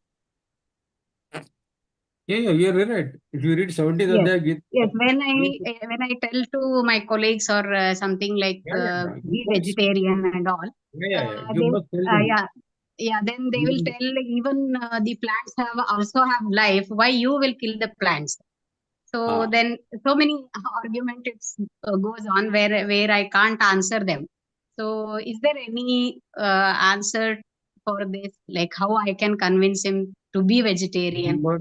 remember these three shlokas of 17th Adhyay. Ayu Sattva Arogya Sukha Privritti Vivardhanaha Rasya Snigdha Sthira Hridya Ahara Sattvika Priyaha. This is Sattvika Ahar. And then Rajasi Katvam Lalavana Tushna Tikshta Ruksha Vidahinaha Ahara Rajasa Seshta Dukha Shoka Maya Pradaha. This is Rajasi. And Tamasi Ahar is Yatayamang Gatarsam Puti Parishitan Jayat Uchishtabhamichamedyam Bhojanam Tamasa Priyam. So this is, if you eat that food, then your nature becomes like that. Our mind, it works based on the food that we consume. You eat more of Rajasi food, your mind becomes Rajasi. You eat more of Tamasi food, it becomes Tamasi. You eat more of Sattvic food, Ayu Sattvala Rogya Sukha Priti Vivardhana, then you become Sattvic person mentally. Now the fact, some Jain people also, they believe that if you take some leafy vegetables like palak, methi and all that, then there will be some small germs here and there. So if you wash that, then you are killing those germs. That is what they feel. Okay. So that is the question you may be posed by somebody in your office or somewhere, wherever you are working. That is also become non-vegetarian then. If you are cleansing leafy vegetables like palak, methi, then you are killing. That is also become non-vegetarian then. Or if you don't wash and eat it without cleansing, then you are eating those germs also. Then that is also non-vegetarian. Some people term milk also as non-vegetarian because it is extracted from the cow. So they say milk is also non-vegetarian. But this is too much of discussion. You see, if you are taking the life of something knowingly, you are eating some chicken or mutton or fish or something, you are seeing that the life is being taken out by you. We should consider that as non-vegetarian rather than eating vegetables or drinking milk. That is wherein the killing of something is involved. That is non-vegetarian. Rest all, okay, for the purpose of discussion, people may go on discussing. Then you don't eat the food at all, then you keep fasting only. If you don't want to eat leafy vegetable also, or you don't want to take milk also. So there has to be a border line where you have to stop this. And this is that wherever the killing of something is involved, that is non-vegetarian. Where killing of something is not involved, that is vegetarian. Though they will say like plants will grow, it means that they have life. So even though that is also, they have life, limited life. If you don't cut methi or palak in the farm, after a few days it will die, isn't it? It doesn't grow for unlimited number of days. It will die, isn't it? Yes. So to cut it and use it the way God is expected to do. Use it the way that develops a sattvic bhav in you. Then that is allowed, no? Gita allows it. Yes. So eating vegetables is perfectly all right. Nothing wrong in that. People may keep on arguing. Those people who do not have much logic to say, they will raise some senseless counter arguments only for the purpose of debate. Such debate should be avoided. Our Viveka Buddhi knows what is good and what is bad. We know chicken, mutton, fish is bad, so avoid it. We know eating vegetables, milk is good. Do it, eat it. Why do unnecessarily give importance to people who are interested only in raising some nonsensical questions? Isn't it? Yes, though we do it, so just to convince them, to make them realize. So just I wanted to ask what answer I can tell This them. is the way you can tell them. Remember these three shlokas of 17th Adhyay and tell them this way. Our Gita says like this, so we follow Gita. Okay, thank you. Thank you. Usharani दीदी, दीदी unmute कीजिए.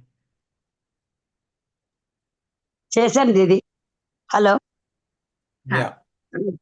दीदी, कृष्णा की गोपिका से भक्ति प्रेम, because that what ask the question that person, दीदी, hello. Yeah, go ahead. Krishna का भक्ति प्रेम और गोपिका, that person what ask the question, sir? Hello.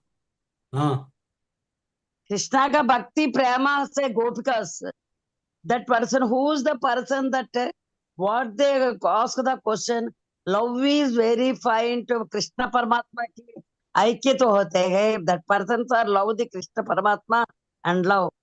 That other person, what asked the question, sir, please? No, that question has been answered now. Let's not go back to that question. It has been answered. Answered. I don't know, sir. You can once again to tell me, sir. Told me, sir.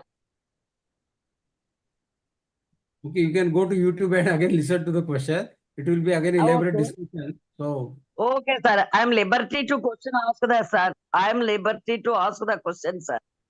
You can ask your question. What is your question? I am question Krishna का भक्ति प्रेम वात्सल्य तो सब लोग को कृष्णा का प्रेम करते हैं. आपको कृष्णा का दर्शन अच्छा होते हो, श्लोकास कंठस्थ है. I understood.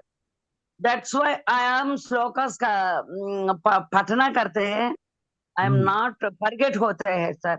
What is the forget होते हैं, sir? Please convey yourself. We should not forget Krishna. Why should we forget Krishna?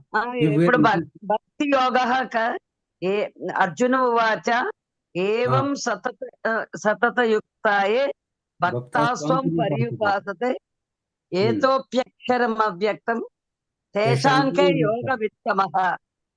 That I am by heart करते सर. forget होते हैं सर. नहीं, इस श्लोक का मतलब सिर्फ इतना है. अर्जुन ने पूछा है उस श्लोक में कि जो आपकी सगुण साकार की भक्ति करते हैं वो, और जो आपके निर्गुण निराकार की भक्ति करते हैं वो, इन दोनों योगियों में योग वित्तमः, मतलब उत्तम योगी कौन है? Okay sir. सगुण साकार की भक्ति करने वाला योगी उत्तम है कि निर्गुण निराकार की भक्ति करने वाला योगी उत्तम है? ऐसा अर्जुन का प्रश्न है 12वें अध्याय में. परमात्मा ने कहा है कि जो मेरा सगुण साकार की भक्ति करता है वो मेरी दृष्टि से ज्यादा श्रेष्ठ है, क्योंकि क्लेशोधिकतरस्तेषाम् अव्यक्तासक्त चेतसाम् अव्यक्तम् देहवद्भिर्वाप्यते. आप सब लोग मनुष्यधारी है, देहधारी है. आपको किसी चीज जिसका देह नहीं है उसकी भक्ति आप लोग कैसे करेंगे? नजर के सामने कुछ तो चाहिए ना, आपकी आंखों के सामने कुछ तो चाहिए. Okay okay sir. Gopmani Didi. Jai Shri Krishna. I have a question which is not related to today's Vivechan. It is regarding last session. Vikas ji had told the expansion of Om. I missed that. I mean, I don't remember that. And I went to the Vivechan session to see whether in the write-up, okay, to see if there was an explanation of that. I could not find it. I sent a feedback. The feedback itself requires some feedback, which I will give a little later. Anyway, I sent a question in the feedback session and asked, can you please clarify that? I could not get any reply. So I just wanted you to please repeat that. Okay. Om has great importance in our spiritual sadhana. You know how Om got created? Paramatma gave a Uchvas, and Uchvas created Om first. From Om came the Gayatri Mantra, and from Gayatri Mantra came the Vedas. So the beginning of anything, the first word spoken in the world, which was by God himself, is Om. Om ityekaksharam Brahma. Om is one akshar Parabrahma itself. Because Parabrahma is what? One who creates this cosmos, one who maintains this cosmos, and one who dissolves this cosmos is Parabrahma, isn't it? So Om is A, U, and Ma. Brahma, Vishnu, Mahesh is A, U, Ma, creation, maintenance, and dissolution. This is Om Ityekaksharam Brahma.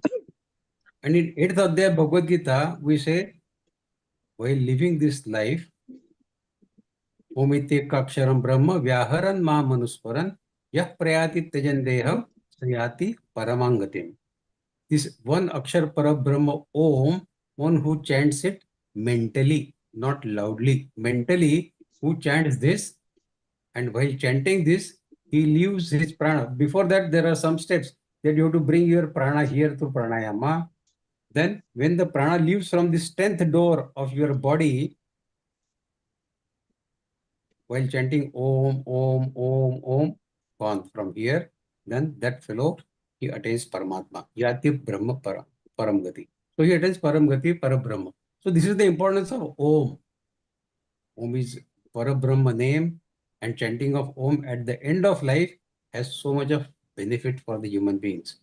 That's why people who they keep it in practice, because suddenly the Om will not come to your mind at the end of life, isn't it? You need to be in practice of chanting Om every day. Every now and then Om should come. Now whether to take only Om, Om, Om, Om, Om may be boring for us. So take any name. Om Achyutaya Namaha, Om Anantaya Namaha, Om Govindaya Namaha. This mantra we can chant. So we take 3 names of Lord Vishnu. That means we are learning Gita. So our God is Vishnu now, isn't it? Our God is Krishna. Yes. So Anantaya, Govindaya, all 3 names of Lord Vishnu only. And while chanting this mantra, we take Om 3 times. Om, Yes. Om, Om also comes.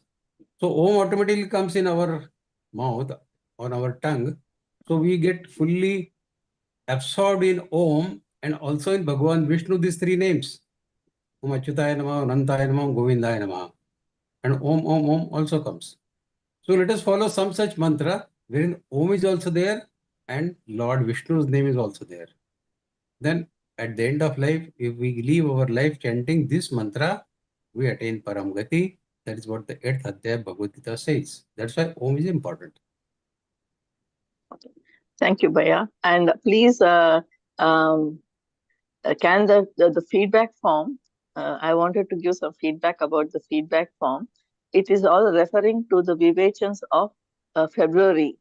It is not referring to the latest Vivechans. So anyway, I gave my feedback, but probably it is not being looked into. So I will convey your message. Yeah, that's what I don't know where I put it in my feedback, but I didn't get any reply. So I don't know if somebody is looking into it or not. So I just wanted to highlight that. Thank you, Bhaiya. Thank you, Bhaiya. Thank you. Thank you. Usha Didi. Jai Shri Krishna Bhaiya. My question is of a general nature, Bhaiya, that I'm a Gita Abhyasi from past few years. And every time I hear the Vivechan or I'm chanting, it's the uppermost thought in my mind is the people who are close to me, my children, my grandchildren. I wish that they will also learn this. But how can I convince them? So this is not happening. Now, what method should I do? Or what method should I tackle to convince them that please listen at least once in a way? So is this expecting too much, and am I confusing myself? That is what I want to say. Okay. See, this is, I understand the problem very well, and I have faced this problem. All of us face this problem. That if you tell Gita as a spiritual sadhana to a person who has not understood Gita, he may find it little boring. Yeah.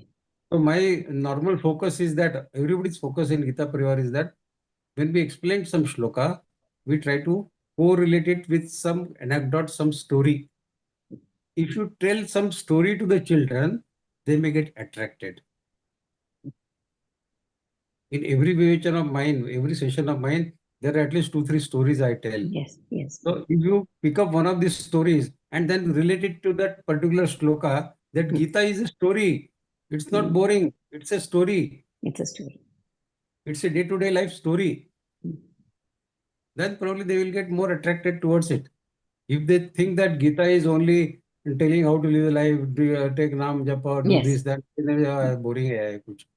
So if you relate it to our day-to-day life and day-to-day life stories, then they may get interested in that. Children like stories. Yes. But when they go to bed, if you give them some story, they will peacefully go to bed. They will peacefully. So storytelling is an art. If you pick up any shloka, pick up any story related to that shloka and tell that story. And after telling the story, tell them that this story I have told you from Gita. This is Gita. Nothing complicated. Then he will start getting interest in Gita. Interesting. Okay. Thank you very much, Bhaiya. I think you have given me one kind of direction, which I will definitely try. Thank you, Bhaiya. Jai Shri Krishna. Yes. Lakshman Bhaiya.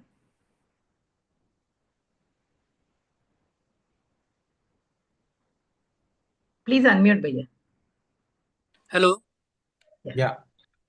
Why we have to listen 7 numbers Adhyay in these days?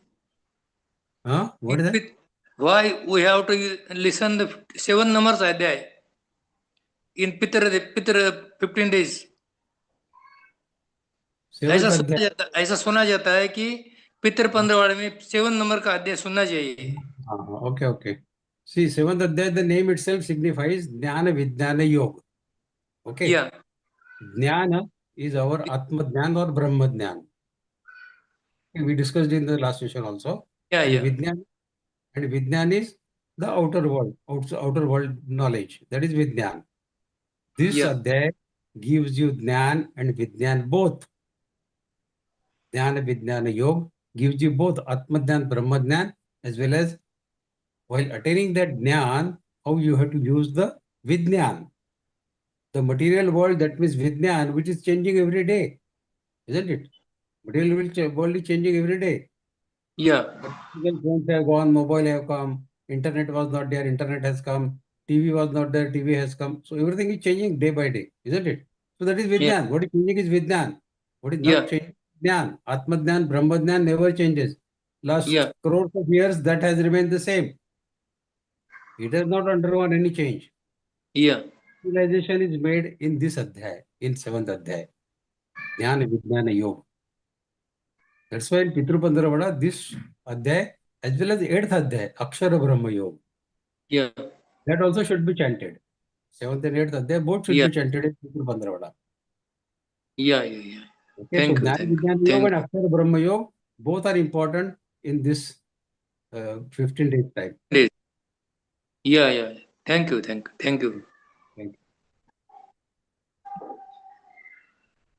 I think there are no more questions, Bhaiya. I think there's somebody, Madan Bhaiya has asked a question in the chat box that he wants to ask a question. Madan Bhaiya, if you can just raise your hands. Okay, maybe he'll ask it next time. Yes. So we'll wind up, Bhaiya. Once again, I thank our distinguished and respected speaker, Vikas Bhaiya ji, for such a great motivational session. Thank you, Bhaiya, for taking an effort to explain the 7th chapter in such a simple way, with plenty of day-to-day anecdotes and clearing the doubts of our sadhaks with patience and dedication. On behalf of Geeta Pariwar and myself, I extend sincere thanks to the technical team consisting of Dakshina Didi and all those Geeta Sevis who have been at the backstage for their relentless and efficient efforts in making this session a grand success.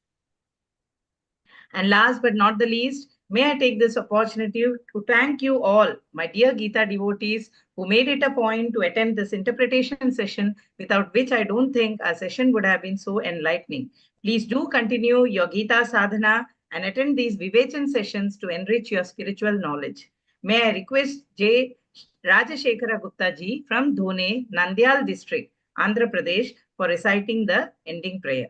Bhaiya is a graduate. He is working as a sub-divisional engineer at BSNL. He is connected with Geeta Pariwar from April 2023 and is giving seva as a co-trainer. So requesting Rajashekara Gupta ji to recite the Prarthana before we end the session. Please welcome Bhaiya. Jai Shri Krishna to all. Yogesham Sachidanandau Vasudevau Vrajapriyam Dharma Samstapakau Virang Krishnau Vande Jagadgurum Shri Krishnau Vande Jagadgurum. Jai Shri Krishna to all. Jai Shri Krishna Bhaiya. Thank you Bhaiya for the sweet rendition. Before we call it a day, let us all recite Hanuman Chalisa. I request you all to be present for the recital.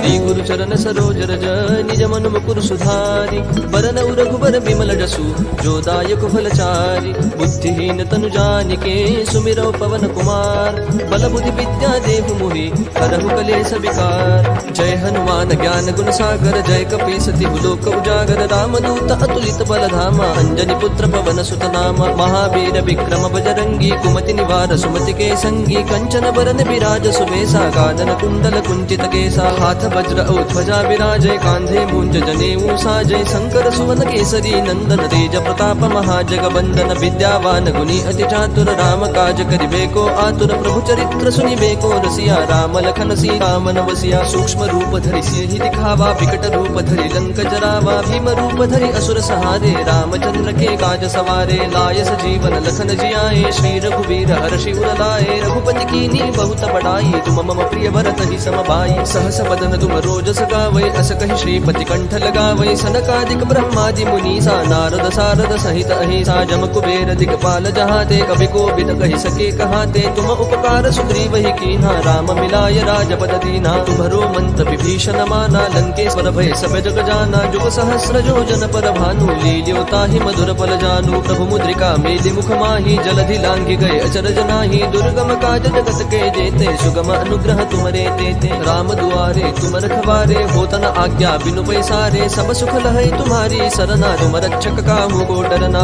आपन तेज समारो आपै तीनों लोक हाकते कापै भूत पिशाच निकट नहीं आवै महावीर जब नाम सुनावै नासै रोग हरै सब पीरा जपत निरंतर हनुमत बीरा संकट ते हनुमान छुड़ावै मन क्रम वचन ध्यान जो लावै सब पर राम तपस्वी राजा जिनके काज सकल तुम साजा और मनोरथ जो कोई लावै सोई अमित जीवन फल पावै चारों जुग परताप तुम्हारा है प्रसिद्ध जगत उजियारा साधु संत के तुम रखवारे असुर निकंदन राम दुलारे अष्ट सिद्धि नो निधि के दाता असबर दीन जानकी माता राम रसायन तुम्हारे पासा सदा रहो रघुपति के दासा तुम्हारे भजन राम को पावै जन्म जन्म के दुख बिसरावै अंत काल रघुवर पुर जाई जहाँ जन्म हरि भक्त कहाई और देवता चित्तन धरई हनुमत से सर्व सुख करई संकट कटई मिटई सब पीरा जो सुमिरई हनुमत बल बीरा जय जय जय हनुमान गोसाई कृपा करहु गुरुदेव की नाई जो सत बार पाठ कर कोई छूट ही बंदी महासुख होई जो यह पढ़ हनुमान चालीसा होय सिद्धि साखी गौरी सा तुलसीदास सदा हरि चेरा की जय नाथ हृदय महडेरा पवन तनय संकट हरन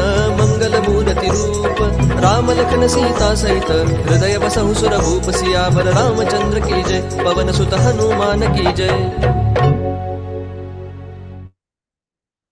Thank you all for being present for the Hanuman Chalisa recital.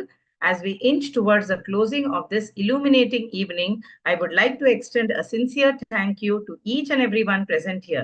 May the knowledge gained today make our life ahead brighter, more beautiful and meaningful. We shall see you back on another enlightening session next week. Till then,